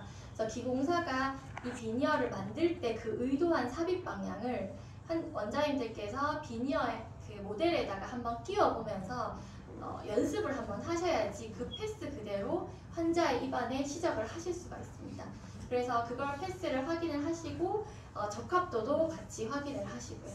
그래서 이렇게 비니어의 확인이 모두 끝나면 저희는 이제 환자에게 시접을 해서 이게 환자에게 잘 맞는지, 그리고 환자가 이 비니어가 마음에 드는지 이런 것들을 확인을 해야겠죠. 자, 먼저 저희는 셀렉티브 그라인딩을 했으니까 환자에게 심틈을 한번 확인을 하고요. 그리고 가장 저는 이제 트라인 페이스트를 이용해서 먼저 시접을 합니다. 저희가 이제 시접하면서 체크해야 될 몇 가지가 있는데요. 가장 먼저 체크해야 될 부분은 패시브 핏입니다. 이 패시브 핏은 비니어가 어디 걸리는 부분 없이 서로의 간섭을 받지 않고 물 흐르듯이 자기 위치에 잘 삽입되는지를 확인을 먼저 하셔야 됩니다. 지금 11, 12가 삽입이 되어 있는데 13번 비니어를 시접을 할 때 인접한 12번이 끄덕거리거나 움직이지 않습니다. 지금 14번 비니어를 시접을 하는데요. 13번, 컨택이 붙어있는 13번이 움직이지 않죠, 제자리에서. 그러면 패시브하게 들어간다 라고 보시면 되고요. 만약에 컨택이 걸리거나 더블 컨택이 형성되어 있거나 이러면 비니어가 어디서 분명히 걸립니다. 걸리거나 제 위치에 들어가지를 않아요. 그래서 만약에 이런 부분들이 있다면 원장님들께서 파이널 세팅을 하시기 전에 반드시 수정을 하셔야 됩니다. 그래야지 나중에 붙일 수가 있거든요. 만약에 이렇게 패시브하게 비니어가 들어가지 않는데 우리가 비니어를 억지로 세팅을 하려고 하면 결국 우리는 손가락으로 꾹 누를 수밖에 없거든요. 그러면 그때 부착을 할 때 파절이 100% 일어납니다. 그래서 지금 영상을 한번 보시겠어요? 이런 경우는 이 비니어의 컨택 조절이 필요한 경우입니다. 지금 32번 비니어를 먼저 제가 시접을 했고요. 그리고 인접한 33번 비니어를 시접을 하는데 33번 비니어가 제자리에 들어가질 않습니다. 그런데 32번 비니어를 제가 빼면 33번이 들어갑니다. 근데 이번엔 32번이 끄덕거리죠. 그러면 이게 두 비니어가 서로 간섭을 하기 때문에 패시브하게 들어가지 않는다라고 보시면 됩니다. 컨택 부위에서 걸리는 거거든요. 그러면 이럴 때에는 저렇게 교합지를 이용해서 원장님들 크라운 조정하시듯이 반드시 컨택 조정을 하셔야 됩니다. 이렇게 컨택을 조정할 때에는 로스피드 스트레이트에 이렇게 휠이나 러버를 연결을 해서 컨택 조정을 하시면 되는데요. 두 개 중에서는 이 휠이 조금 더 절삭력이 좋거든요. 그래서 이 비니어의 길이를 조정하시거나 컨택을 조정하실 때 이용을 하시는 게 좋고요. 사실 비니어는 이미 기공소에서 라비알면에 전부 글레이징 처리를 다 해서 오기 때문에 가급적이면 라비알면을 건드리지 않는 것이 가장 좋습니다. 사실 너무 얇기 때문에 처음에는 컨택 조정을 하는 것들이 되게 부담스러우실 수 있거든요. 그리고 가끔 이게 컨택 조정을 하다가 비니어가 날아가거나 깨지거나 이런 일들이 사실 생겨요. 그래서 처음에는 조금 익숙하지 않으실 때는 주의를 조금 하셔야 됩니다. 컨택 조정을 하실 때는요, 이렇게 왼손으로 비니어를 꼭 잡고 오른손으로 레스트를 딱 주고요. 이 가장 중요한 것은 비니어의 마진이 저 휠에 걸려서 깨지지 않도록 그렇게 조정을 하셔야 됩니다. 여기 보이는 영상처럼 그렇게 조정을 하셔야지 휠이 돌면서 마진이 탁 걸려서 깨져버리거든요. 그래서 그런 부분들만 조금 주의를 하시면 됩니다. 이렇게 비니어를 조정을 하고 나면 패시브하게 들어가는지 한번 보도록 하겠습니다. 32번 비니어를 시접을 했어요. 그리고 33번 비니어를 동시에 시접을 했습니다. 각각도 들어가고요. 하나를 넣었다 빼도 서로가 서로 비니어를 간섭하지 않습니다. 이러면 두 개가 동시에도 들어가고 각각도 들어가는 거죠. 이러면 패시브하게 들어간다고 볼 수 있고요. 그리고 치실로 한번 체크를 해서 치실이 끊어지지 않고 스무스하게 잘 들어가면 이 비니어는 이제 패시브하게 들어가는구나 라고 생각을 하시면 됩니다. 그래서 첫 번째로 가장 중요하게 봐야 되는 것이 패시브 핏이고요. 두 번째는 원장님들께서 눈치채셨는지 모르겠지만 두 번째 저희가 시작을 하면서 체크해야 될 부분이 이렇게 파이널로 비니어를 세팅할 세멘의 쉐이드를 고르는 데입니다. 지금 보면 제가 10번대를 한 트라인 페이스트랑 20번대를 시작한 트라인 페이스트의 색상이 달라요. 지금 10번대는 트랜스루선트한 쉐이드로 시작을 했고 20번대는 밀키 옥백으로 시작을 했거든요. 근데 이게 비니어가 너무 얇기 때문에 사실 하방의 세멘의 종류, 색상에 따라서도 같은 블럭이라도 완전히 다른 색감을 나타낼 수가 있습니다. 그래서 저는 비니어의 개수가 많을 때에는 10번대, 20번대 반반씩 세팅을 해서요. 환자분께 원하는 색상의 비니어를 고르도록 이렇게 유도를 합니다. 그러면 제 경험상 10명 중에 8명은 밝은 색상을 고릅니다. 무조건 밝은 색상을 고릅니다. 근데 트랜스루선트한 걸 고르는 사람들은 하악과의 차이를 조금 걱정해서 그렇게 고르기도 하거든요. 그럴 때는 원장님들께서 하악은 미백 치료를 해라 이렇게 또 권할 수도 있죠. 자, 그리고 이렇게 쉐이드를 고르고 나면요. 세 번째로 체크해야 될 부분은 치실로 컨택을 체크를 하셔야 됩니다. 사실 저희는 패시브 핏을 확인을 했기 때문에 거의 다 컨택 조절이 되어 있거든요. 그런데 컨택이 루즈한 경우도 생깁니다. 그러니까 컨택이 비는 거죠. 그래서 반드시 치실을 가지고 컨택 체크를 하셔야 되는데요. 이때 컨택 체크를 하실 때 사용하셔야 되는 치실은 반드시 얇은 치실을 사용을 하셔야 됩니다. 이게 비니어가 컨택을 이렇게 감싸면 이 컨택 부분이 빡빡하기도 하고요. 간혹 너무 얇기 때문에 비니어가 치면에 접착을 하기 전까지는 치실하는 힘에도 저 얇은 부분이 깨져나가거든요. 그래서 반드시 얇은 치실을 사용을 하셔야 됩니다. 치실 체크를 할 때는 이렇게 어시스트가 비니어가 움직이지 않도록 센터 부분을 딱 잡고 밀리지 않도록 서비컬 부분으로 딱 당기고 있으면 원장님들께서 중요한 건 치실을 정말 짧게 잡고 살살살살 치은의 상처를 내지 않도록 넣은 다음에 가장 중요한 건 수평으로 빼셔야 됩니다. 치실을 교환면 쪽으로 튕겨내게 되면 저 비니어가 튕겨나가거나 그 힘에도 비니어에 맞은 부분이 다 깨져나갑니다. 그래서 제일 중요한 건 치실을 반드시 수평 방향으로 빼시는 것이 좋고요. 그리고 이걸 할 때 또 중요한 건 절대로 치은의 블리딩을 유발시키시면 안 됩니다. 여기서부터 블리딩이 일어나면 저희는 한 2시간은 무조건 걸립니다.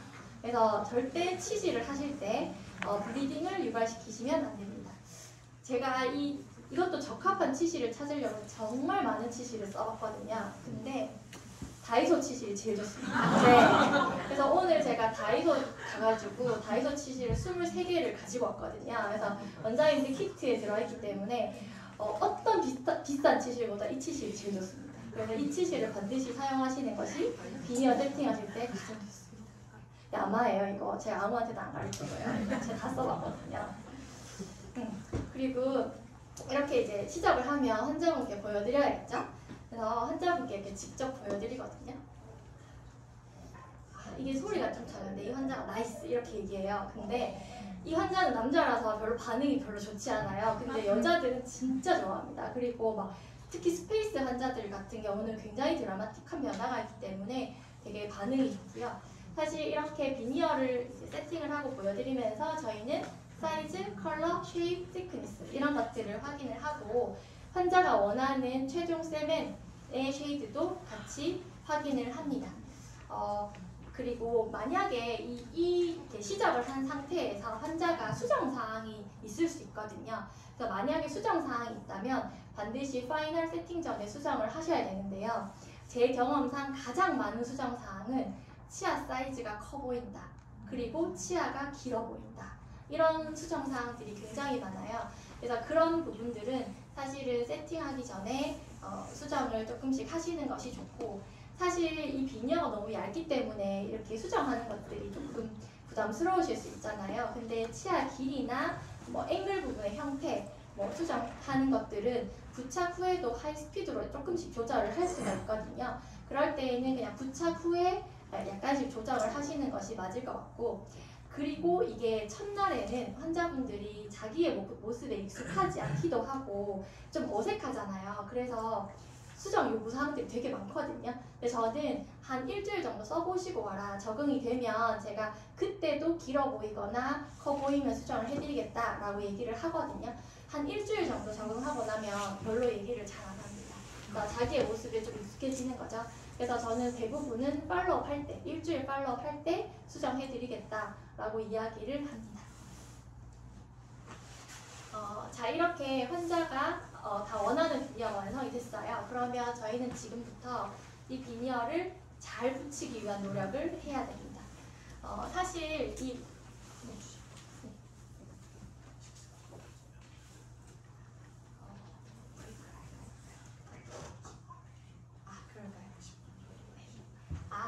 힘드시죠? 핵심이 나왔거든요. 잘 붙이셔야 되잖아요. 삐뚤게 붙이면 안 되잖아요. 그래서 10분 쉬었다가 리프레시 하고 오시면 삐뚤지 않게 붙이는 방법을 알려드리겠습니다. 정확한 위치에 잘 붙여야겠죠? 지금부터는 이제 원장님들이 일하실 때가 됐습니다. 일하셔야죠. 나머지 이전 스템 과정, 이런 과정들은 저희가 사실 스텝이나 기공사 선생님들의 도움을 많이 받는데 원장님들은 프랩하시고 붙이시고 이 두 가지를 하셔야 됩니다. 자, 그러면 이제 비니어를 치면에 붙이기 위한 준비를 합니다. 무삭제 비니어는 사실 강력한 에나멜 접착을 이용하기 때문에 원장님들께서 정확한 접착 프로토콜을 이용하시면 이 비니어의 단순한 탈락을 걱정하지 않으셔도 됩니다. 제가 지금까지 몇천 개 붙여보면서 단순히 비니어가 뚝 떨어진 경우는 단 한 번도 없었습니다. 그래서 걱정하지 않으시고 이 에나멜 접착을 신뢰하셔도 되고요. 그렇지만 우리는 강력한 이 에나멜 접착의 접착력을 극대화할 수 있는 그 접착 프로토콜을 이용해서 정확한 위치에 잘 붙여야 됩니다. 이 비니어를 치아와 완벽하게 결합을 시켜야 되는데요. 결국은 이 세라믹 보철부린 비니어에 불산, 실람 처리를 하시고 치면에 에칭 본딩 처리를 하셔서 그것을 레진 세면으로 붙인다라고 생각을 하시면 됩니다. 자, 먼저 우리는 비니어에 전 처리를 하고 치면 처리를 하고 붙이기를 했잖아요. 그러면 비니어에 전 처리를 하는 과정을 먼저 보여드릴게요. 이 비니어의 전 처리는 대부분 이 세 가지 회사의 제품을 이용을 하시면 되는데 비스코, 이보크라, 3M 이렇게 세 가지 회사의 제품이 있어요. 자, 먼저 비스코 제품이 가장 유명합니다. 근데 이 제품들은 불산, 인산, 실란, 본딩 이렇게 네 가지 프로토콜에 전부 나눠져 있어서 각 단계가 좀 복잡하고 시간 소요가 많이 걸리는 반면에 각각 단계들이 다 있으니까 접착의 효율이 훨씬 더 좋은 거죠.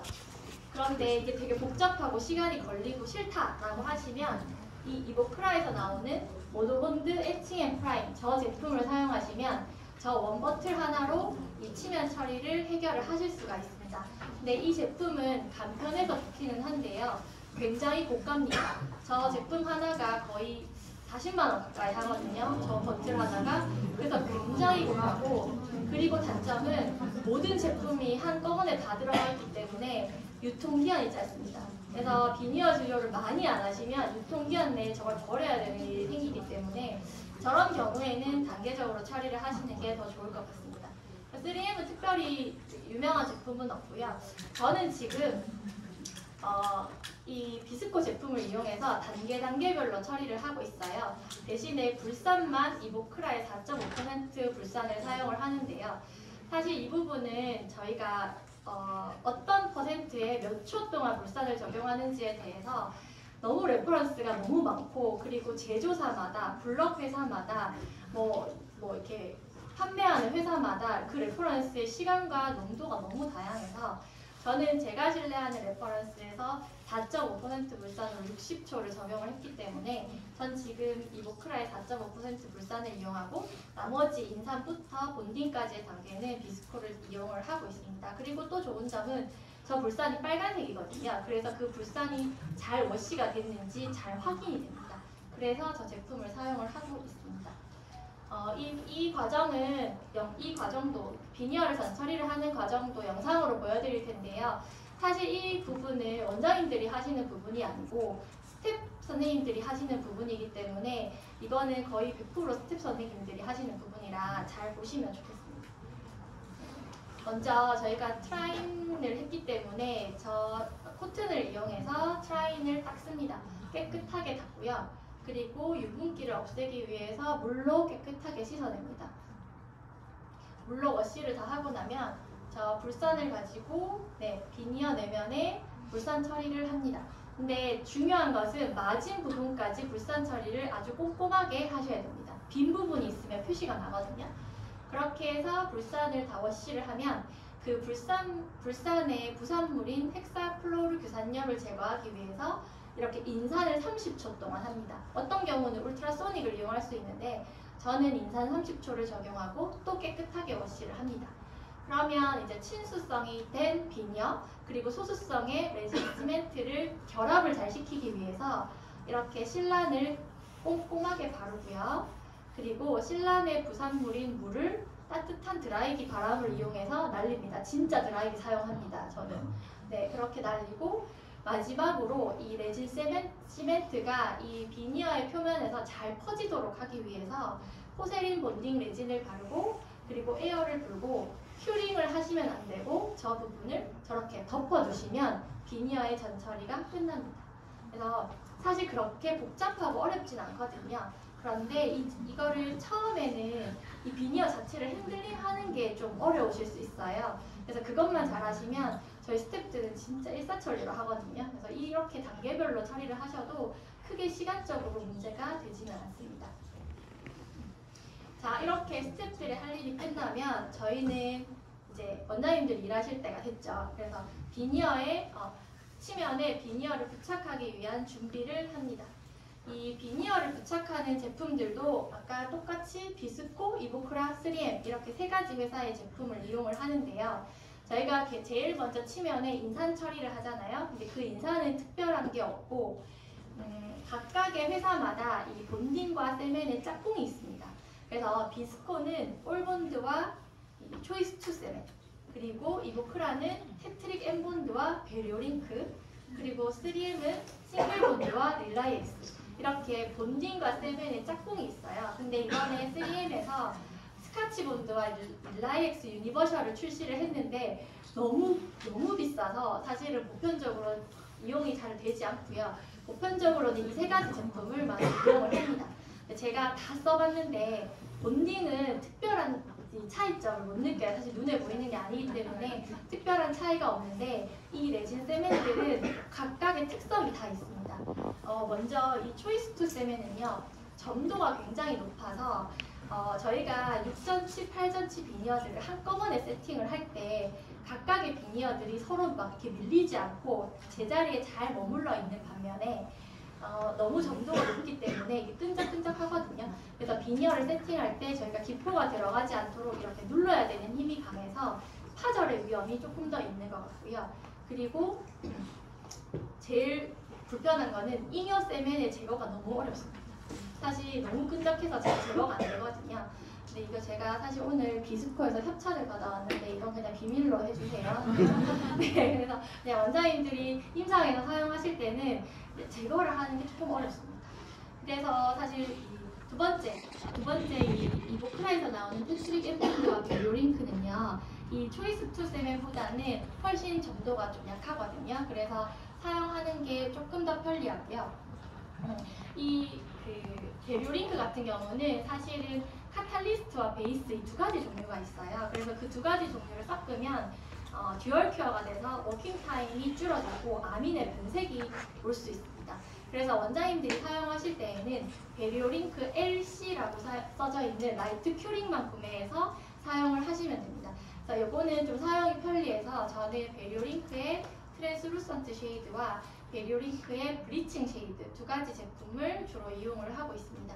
그리고 세 번째로 릴라이엑스 세멘은 점도가 굉장히 묽어서 세팅이 굉장히 편하고 잉여 세멘의 제거가 굉장히 쉽다는 장점이 있는데 단점은 수입하는데 너무 오래 걸립니다. 그래서 주문을 하면 잘 안 와요, 저 세멘이. 그래서 사용을 못하고 대신에 저 세면은 화이트 오펙 쉐이드가 굉장히 오펙하기 때문에 하방 치아에 변색을 마스킹하는 경우에는 굉장히 유용하게 사용을 하실 수가 있습니다.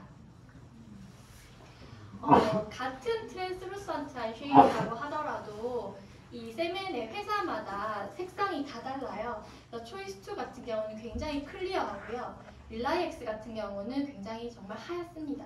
그래서 같은 트랜스지만 다르고요. 점도도 달라요. 이게 초이스2가 굉장히 끈적끈적하고요. 릴라이엑스는 굉장히 묻습니다. 그래서 사실 임상에서는 세면을 제거하는 일도 굉장히 중요한 일이거든요. 그래서 이런 단점들이 있고요. 오펙 쉐이드도 보면 베리오링크 같은 경우는 오펙하지만 굉장히 옐로이시하고 릴라이엑스 같은 경우는 정말 하얗고 오펙합니다. 그래서 그런 것들도 사실 저는 환자에 맞게 조금씩 사용을 하고 있거든요. 이것도 보면 대신 블리칭 쉐이드도 굉장히 찐득찐득 다르죠.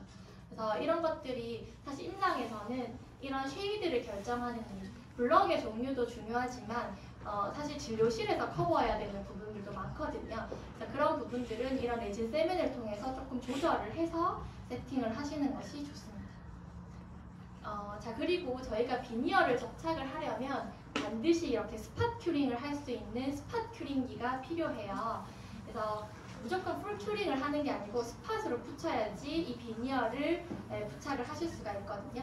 저는 지금 이제 이피덴트에서 나오는 이피큐어 미니 이 큐링기를 사용을 하고 있는데요. 이 스팟 큐링도 할 수 있고 제너럴 큐링도 할 수 있어서 그리고 가볍고 굉장히 유용합니다. 그리고 쌉니다. 다른 큐링기에 비해서. 그래서 유용하게 사용을 하고 있고요. 또 좋은 게 저는 이제 이렇게 비니어 붙일 때도 사용을 하고 그리고 캐널 내에 저희 이제 5 포스트 할 때 캐널 내에 큐링을 해야 되는데 제너럴 팁에는 큐링 라이트가 그 캐널 내에 도달을 하지 않기 때문에 이 스팟 큐링을 이용해서 캐널 내에 큐링을 하는 것도 굉장히 유용하게 사용하실 수가 있습니다. 이 동영상을 보여드리기 위해서 지금까지 왔거든요. 그래서 이 동영상이 핵심입니다. 그래서 정말 이 환자에게 붙이는 동영상이에요. 그래서 전처리는 다 했고 이제부터는 비니어를 부착하는 영상을 보여드리겠습니다. 네, 제가 이 동영상을 보기에 앞서서 몇 가지 설명드릴 게 있어요. 그래서 첫 번째는 이 비니어를 붙일 때에는 철저하게 격리를 방습을 철저하게 시키셔야지 저희가 최대 접착 강도를 얻을 수가 있습니다. 원래는 이제 러버댐으로 격리를 시키는 방법도 있는데요. 사실 원장님들께서 처음 하실 때에는 이 옵추라 게이트를 사용하시는 게 편하실 겁니다. 근데 이 옵추라 게이트는 너무 작은 사이즈를 사용을 하시면요. 이게 접착을 하다가 빠져버리거든요. 그래서 침에 오염이 다 될 수 있어서 환자의 구강에 맞게 사용을 하시되 좀 넉넉한 사이즈로 사용을 하시는 것이 좋고 환자가 가끔 이렇게 시간이 오래 걸리기 때문에 베스티블 같은 데 눌려서 막 아프다고 하거든요. 그러면 거즈를 하나 깔아주시면 보호도 되고 방식도 되고 되게 좋습니다. 그리고 두 번째는 원장님들이 이제 비니어 하려고 유튜브에서 영상을 막 찾아보시면요. 러버댐으로 치아를 하나하나 격리시켜서 비니어를 하나하나 이렇게 붙이는 영상들이 많이 나옵니다. 근데 무삭제 비니어는 절대로 그렇게 붙이시면 안 됩니다. 이 무삭제 비니어는 마진이 없고 이 메지오디스탈에 약간씩 유격이 있거든요. 조금씩 움직인다는 얘기예요. 그래서 하나를 완전히 세팅을 해버리면 그 나머지 비니어가 전부 안 받습니다. 그래서 무조건 한꺼번에 붙이셔야 됩니다. 이게 사실 저는 이거를 아무도 안 가르쳐줬어요. 그래서 처음에 이제 6개를 딱 붙인다고 세팅을 해놓고 잘 맞네 하고 하나를 딱 붙였거든요. 그 다음부터 하나도 안 맞는 거예요. 그래서 또 컨택 조정해서 또 붙이고 컨택 조정해서 또 붙이고 그래서 6개 붙이는데 4시간 걸렸습니다.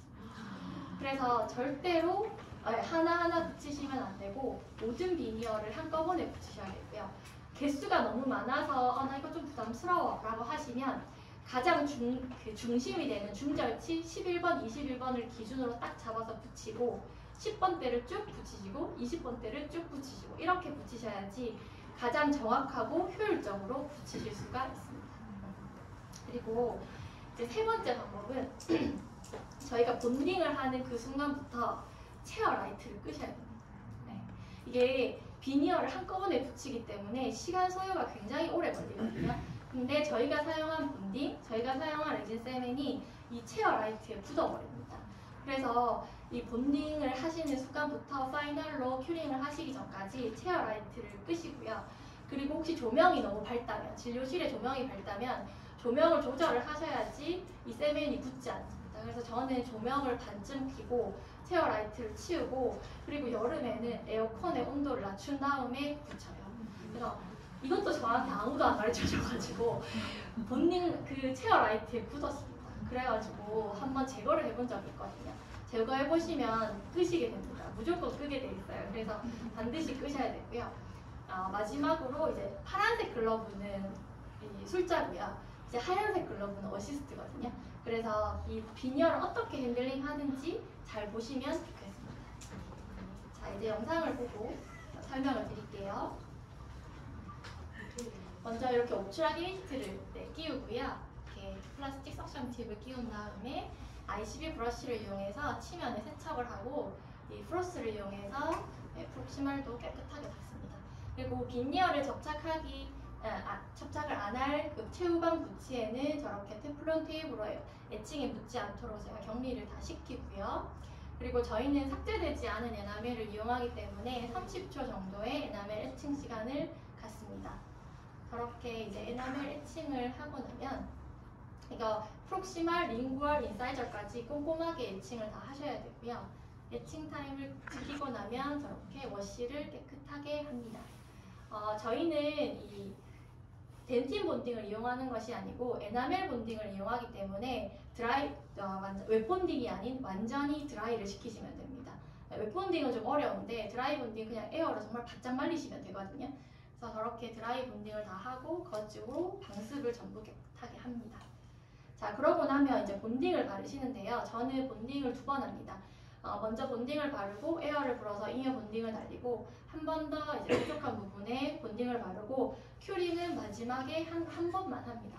예전에는 비니어를 접착을 하실 때 본딩 바르고 비니어에 레진 세멘 담아서 접착을 한 후에 한꺼번에 큐링 하시는 원장님들이 계셨거든요. 근데 그거는 비니어의 마진 부분에서 이 본딩 두께 때문에 적합도가 떨어질 수 있어서 그렇게 하는데, 이 무삭제 비니어는 마진이 없고 메지오 디스탈로 유격이 있기 때문에 그런 본딩 두께에 의한 이 적합도의 저하는 크게 신경을 쓰시지 않으셔도 됩니다. 그래서 본딩을 전부 다 2번 바르고 에어를 불고요. 여기 이제 중요한 게 나오는데요. 큐링을 하시기 전에 반드시 치실을 치간 사이에다가 넣으셔야 됩니다. 이 이유는 저희가 큐링을 다 하고 나면 본딩 찌꺼기, 본딩 잉여 본딩들이 치간 사이에 다 붙어버려서 이 치간 사이가 분리가 안 되거든요. 그 분리가 안 될 때 저희가 교환면 쪽에서 치실을 넣으려고 막 힘을 주면 들어가지 않을 뿐만 아니라 그걸 하다가 치은에 블리딩이 빡 되거든요. 그러면 그때부터는 이제 접착을 못하는 환경이 되는 거죠. 그래서 거꾸로 먼저 치실을 넣으시고요. 치실을 다 넣고 큐링을 하시고, 저렇게 보시면 큐링 후에 치실을 반대로 교환면 쪽으로 빼셔서 저렇게 잉여 본딩이 묻거든요. 이렇게 반대로 빼셔서 저 치간을 분리시키는 것이 핵심입니다. 저걸 안 하면 비니어 다 붙이고 잉여 세멘 제거하려고 치실 넣었는데 치실 안 들어가거든요. 그러면 되게 곤란한 상황입니다. 그래서 반드시 세멘 접착하시기 전에 저렇게 치간이 다 분리되어 있는지 확인을 하시고, 이제 레진 세멘이 담은 비니어를 올리는데요. 가장 기준이 되는 비니어 11번 비니어, 12번 비니어를 먼저 세팅을 하시고요. 사실 이건 약간 편법인데 인사이저 쪽으로 나오는 잉여 세멘은 재활용합니다. 너무 세멘이 너무 비싸서 재활용하고요. 그리고 이제 서비컬 쪽으로 나오는 세멘은 저희가 뭐 치은 열구액이나 치매 오염이 됐을 수 있기 때문에 저거는 사용하지 않습니다. 보시면 비니어의 위치를 잡는 게 조금씩 어려워서 이렇게 약간씩 틀어지거든요. 근데 저 비니어를 제 위치를 잡을 때 처음엔 조금 어려우세요. 근데 저 비니어를 라비알면에 대고 그냥 꾹 누르시는 게 아니고, 저희가 비니어를 만들 때 인사이저 쪽에 약간 길게 스탑을 만듭니다. 그래서 비니어를 라비알에 꾹 누르는 것이 아니고 인사이저 쪽에서 비니어를 먼저 약간 삽입을 시켜서 서비컬 쪽으로 약간 밀어 올리면서 당겨 올리면서 위치를 잡으시면 비니어가 제 위치를 잡습니다. 지금 보시면 제가 손바닥이 아니 손가락의 바닥면이 아니고 옆면으로 살살 이렇게 옆으로 쓸어 올리거든요. 지금 인사이저 쪽으로 삽입을 하고 약간씩 이렇게 쓸어 올리거든요. 그러면 그 비니어가 제 위치를 가장 적합한 위치를 잘 찾아갑니다. 저렇게 이제 한꺼번에 비니어를 전부 다 올리시는 것이 좋고, 저렇게 한꺼번에 비니어를 다 올리고 나면 이겨 세멘을 이제 제거를 해야겠죠. 저는 마이크로 브러쉬를 이용해서 대부분 제거를 하고요. 많은 양들은 거즈로 닦아냅니다. 이게 예전에 또 탭 큐링을 하고 또 이제 레진 세멘을 제거하시는 원장님들이 계시거든요. 근데 저희가 스팟 큐링을 할 때 그 라이트가 정확하게 센터에 가지 않으면 이게 조금만 비틀려져도 레진 세멘이 정말 단단하게 굳어요. 그래서 프록시마의 레진 세멘을 제거하는 게 거의 너무 어렵거든요. 그래서 저는 최대한 레진 세멘을 가급적 최대한 제거를 하고 그 다음에 큐링 라이트를 드립니다. 그래서 최대한 저렇게 깨끗하게 제거를 하셔야 됩니다. 이 과정들은 사실 저희 스태프들의 도움을 많이 받기도 하거든요. 근데 원장님들도 하시고 스태프들도 어떻게 핸들링 하시는지 잘 보시면 좋겠습니다. 저렇게 그리고 비니어를 한꺼번에 저희가 세팅을 하기 때문에 비니어가 한 번씩 이렇게 치면에서 뜨거든요. 그래서 이렇게 조금씩 비니어를 손가락 면으로 이렇게 치면에 접착이 되도록 눌러주셔야지 비니어가 뜨지 않습니다. 이렇게 익스플로러를 가지고 이니어 세멘도 제거를 합니다. 세멘 제거가 다 되면 이제 프록시말의 세멘은 치실을 이용해서 제거를 하는데요. 저는 총 치실을 3번을 합니다. 자, 지금 보시면 첫 번째 치실인데요. 어시스트가 비니어가 움직이지 않도록 비니어의 센터 부분을 딱 잡고 서비컬 부분으로 딱 당기고 있으면 지금 원장님들께서 하실 때 치실을 최대한 짧게 잡고 살살 밀어넣고 치실을 수평 방향으로 빼셔야 됩니다. 그러면 저 치실에 이니어 세멘이 다 묻어서 나오거든요. 저거를 한 부분당 한 3번 정도를 하시면 그 부분의 이니어 세멘이 많이 제거가 됩니다. 그래서 여기서도 중요한 것들은 치실을 짧게 잡으셔야 되고요. 길게 잡으면 무조건 루즈하기 때문에 치은의 블리딩 유발이 되거든요. 짧게 잡고 수평으로 빼시는 게 핵심입니다. 저렇게 이제 이니어 세멘의 제거가 다 되고 나면 마지막으로 이게 첫 번째 치실입니다. 최종적으로 비니어를 부착하기 전에 반드시 치축이 삐뚤어지지 않았는지 센터 앞에서 확인을 다 하시고요. 자, 원장님들께서 서비칼과 인사이저에 딱 누르면서 고정을 시키면 스텝이 스팟 큐링기를 가지고 센터 부분에 2초를 고정을 합니다. 이렇게 쭉 비니어의 센터 부분을 2초씩 쭉 고정을 하고요. 그 다음에는 원장님께서 인사이저 부분을 누르면 서비컬 부분에 2초를 딱 고정을 합니다. 이렇게 되면 이 비니어는 스팟으로 고정이 된 상태거든요. 그 후에 이제 두 번째 치실을 해서 이니어 세멘이 없는지 시간 사이가 지금 분리가 되어 있는지 확인을 먼저 하시고요. 똑같은 방법으로 하시면 됩니다. 최대한 세멘은 제거를 하시는 것이 좋고, 자, 이번에는 제너럴 팁으로 바꿔서 똑같이 센터 2초 그리고 서비컬 2초 이렇게 큐링을 하시면 됩니다. 이때도 아직은 원장님들께서 비니어를 잡아주셔야 됩니다. 여기까지 잡으면 이제 거의 비니어는 움직이지 않거든요. 그리고 가장 마지막으로 최종적으로 이제 치실을 한번 해서 파이널로 확인을 하고 그 후에는 이제 저는 마이크로스코프를 좋아해서 이용을 하니까 링볼 쪽 한번 확인하시고 그리고 이제 머칼 40초, 팔라탈 20초 좀 풀 큐링을 오랫동안 하시는 것이 좋습니다. 이게 이제 부착 영상인데요. 사실 제가 이렇게 반복적으로 치실을 하는 이유는 프록시마의 레진 세멘이 조금만 남아도 제거가 정말 어렵거든요. 그래서 반복적인 치실을 통해서 세멘이 남지 않도록 조정을 하는 거고요.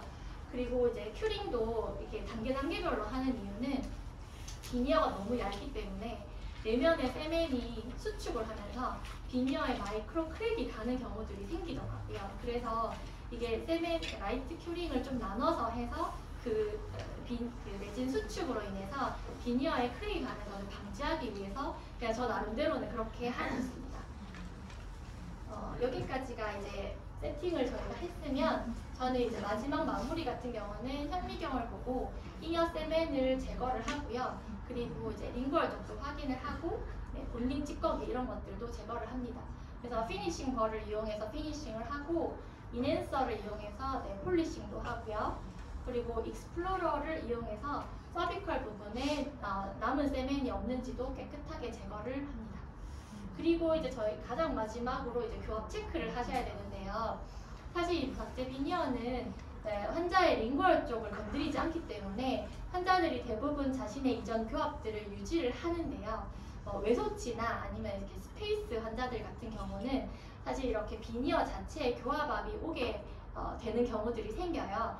근데 저는 나름대로 이렇게 비니어가 교합압을 견디려고 하면 최소한 두께가 0.6 이상은 돼야 된다고, 1mm 두께가 있어야 된다고 저는 생각을 하는데, 이 무삭제 비니어는 1mm 두께를 만드는 게 거의 불가능하거든요.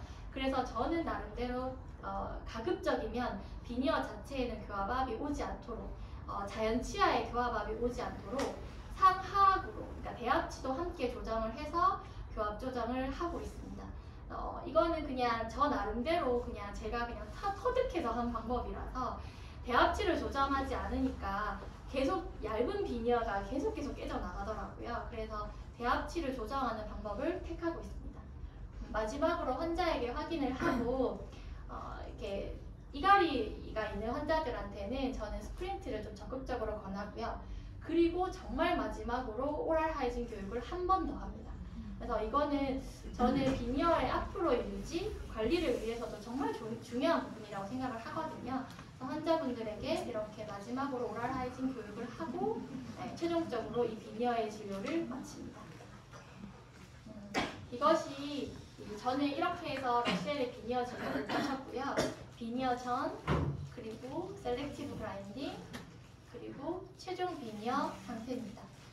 삭제를 많이 하지 않기 때문에 환자가 이전에 가지고 있었던 치아 형태, 그리고 치아 사이즈, 치아 사이 공간들이 대부분 비니어의 형태를 결정을 하는데, 그래도 정말 필요한 공간에 약간의 셀렉티브 그라인딩만으로도 환자의 안모에는 많은 영향을 줄 수가 있고요.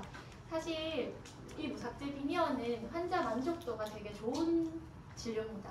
그러니까 환자분들이 자신의 컴플렉스를 치아 건강을 해치지 않고 해결했다는 그런 안도감이 좀 크신 것 같고요. 그리고 원장님들이 생각하시는 것보다 그렇게 풍요해지거나 입이 툭 튀어나오지 않기 때문에 환자분들의 만족도가 좀 더 높은 것 같고요. 그리고 술후 과민증 이런 것들도 없고, 거의 대부분 일주일, 정말 길면 열흘 정도면 환자분들이 대부분 적응을 하시고요. 생각보다 그렇게 크게 불편하지 않았다, 이런 말씀들도 되게 많이 하시거든요. 그래서 되게 저한테 그런 질문들을 많이 하세요. 입이 나오지 않냐, 흉흉해지지 않냐, 환자가 불편하지 않냐.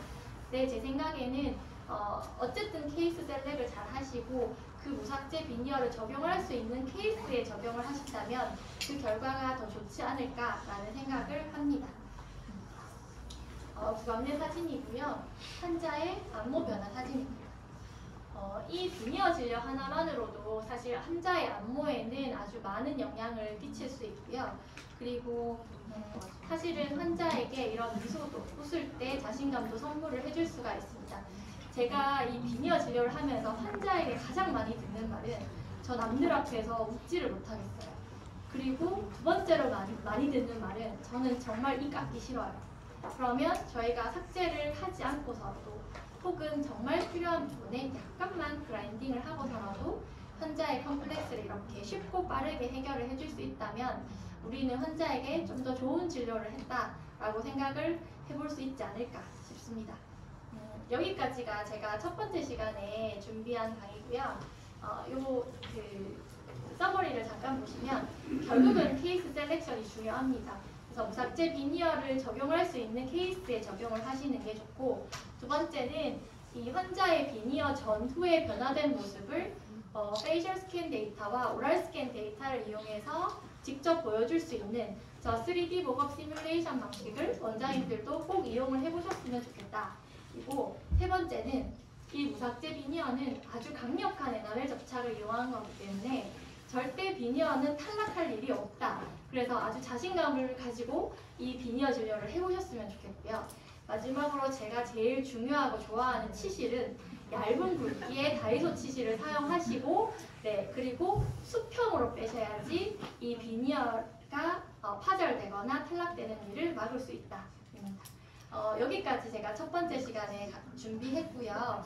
혹시 질문이 있으시면 아니면 제가 마지막 시간에 질문을 한꺼번에 받도록 하겠습니다. 두 번째 시간에는 제가 핸즈온을 준비를 했는데요. 핸즈온을 세팅을 하고 제가 핸즈온 하는 방법을 영상으로 설명을 드리고 핸즈온 실습을 하도록 하겠습니다.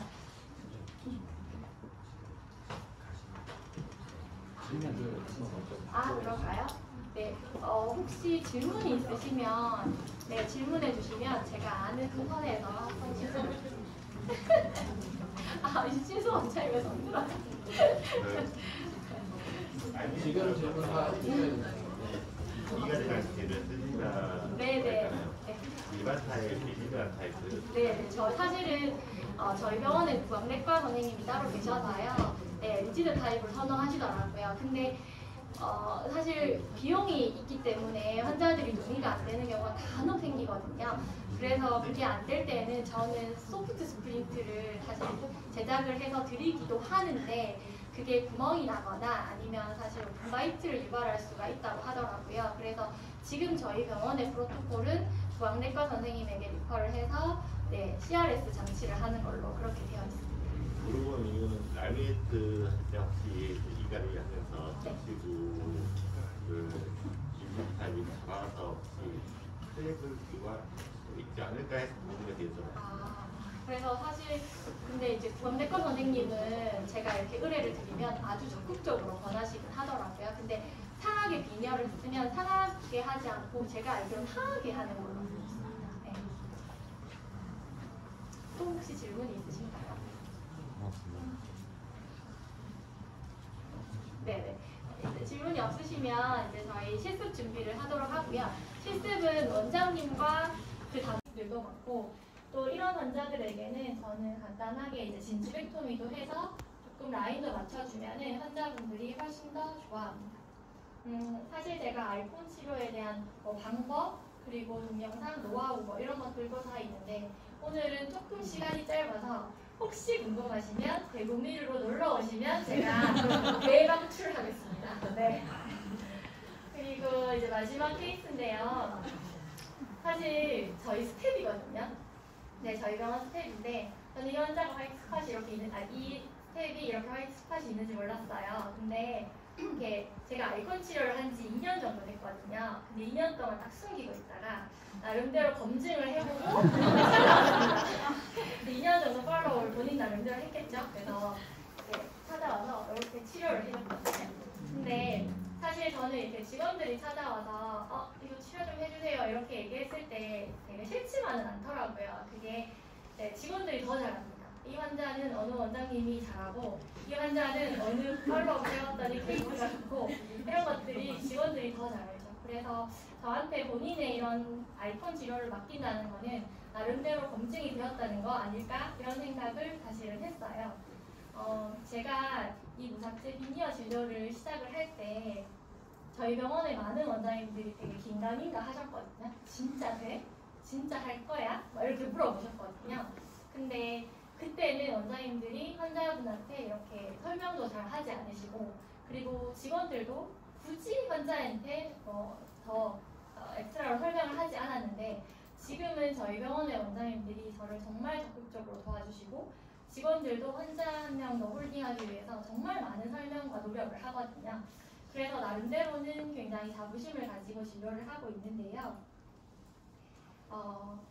제가 이 비니어 진료에 되게 스트레스를 받지 않고 사실은 하고 있는 거는 이 모든 과정이 사실 디지털화가 되어 있어서 혹시 진료실에서 크게 문제가 일어난다고 하더라도 쉽고 빠르게 이걸 해결할 수 있다라는 생각이 있어서고 결과적으로 보면 환자의 컴플렉스를 환자의 치아를 크게 문제 삼지 않고 치아를 보존하면서도 환자의 스트레스를 쉽고 빠르게 이렇게 해결을 할 수 있겠다라는 저 나름대로의 자부심이지 않을까라는 생각을 합니다.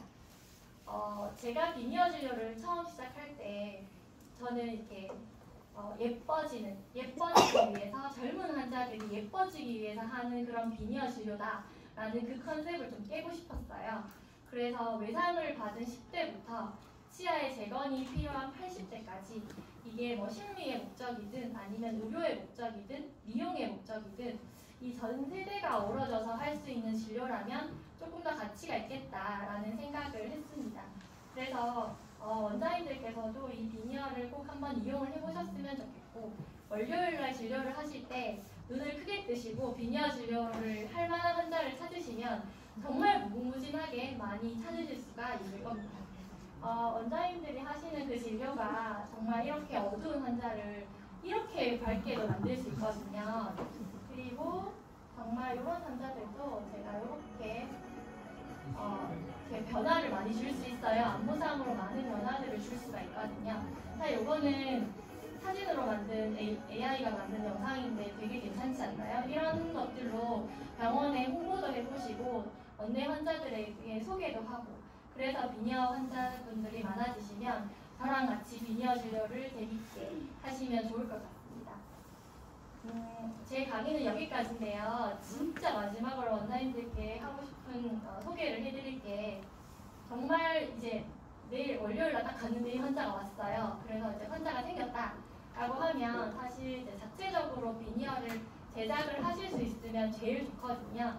그래서 저희가 뭐 대구에서도 기공에 대한 그런 준비들을 아마 하고 있을 것으로 알고 있는데, 그런데 이제 월요일날 당장 생기면 어쨌든 기공을 의뢰를 해야 되잖아요. 그러면 만약에 스캔이 있다, 스캐너가 있다라고 하시면 이제 구강을 스캔을 하시고 코드를 넣고 스캔을 하시고요. 그리고 스캐너가 없다 그러면 코드를 넣고 엠브레서 좀 굳혀지지 않도록 임프레션을 써서 보내주시면 되고, 페이셜 스캔이 있다라고 하시면 스캔 데이터를 매칭해서 미라클 팀으로 전송을 해주시면 되고, 없다라고 하시면 이 십자바이트와 정면 사진을 찍어서 치아의 정중앙이 보이도록 찍어서 보내주시면 됩니다. 그리고 기공실에는 이렇게 뭐 환자의 CC, 쉐이드, 뭐 두께, 가이드 이런 것들을 정보를 전달을 해주셔야지 결과가 훨씬 더 좋을 것 같고요. 지금 기공물은 사실 한 일주일 정도 걸립니다. 근데 저는 대구에 있어서 원데이로 진료를 많이 하고 있고, 정말 길어봐야 2, 3일, 정말 길면 일주일 이렇게 진료를 하고 있는데, 원장님들께서도 의뢰를 하시면 그런 부분들은 저희랑 상의를 하시는 게 좋을 것 같고요. 지금 기공료는 15만 원으로 책정이 되어 있는데, 그거는 원내든 원외든 똑같이 동일하게 책정이 되어 있습니다. 그래서 이런 부분들을 궁금해 하시더라고요. 왜냐하면 결국은 기공이 돼야지 환자를 볼 수 있기 때문에 이런 부분들을 궁금해 하셔서 잠시 소개를 드렸습니다. 그 외에 궁금하신 분들은 여기 전화하시면 되고요. 이제 진짜 마지막인데요. 저희 미르 원장님들께서 제가 하고 있는 진료에 관심을 많이 가져주셔서 너무 감사하고,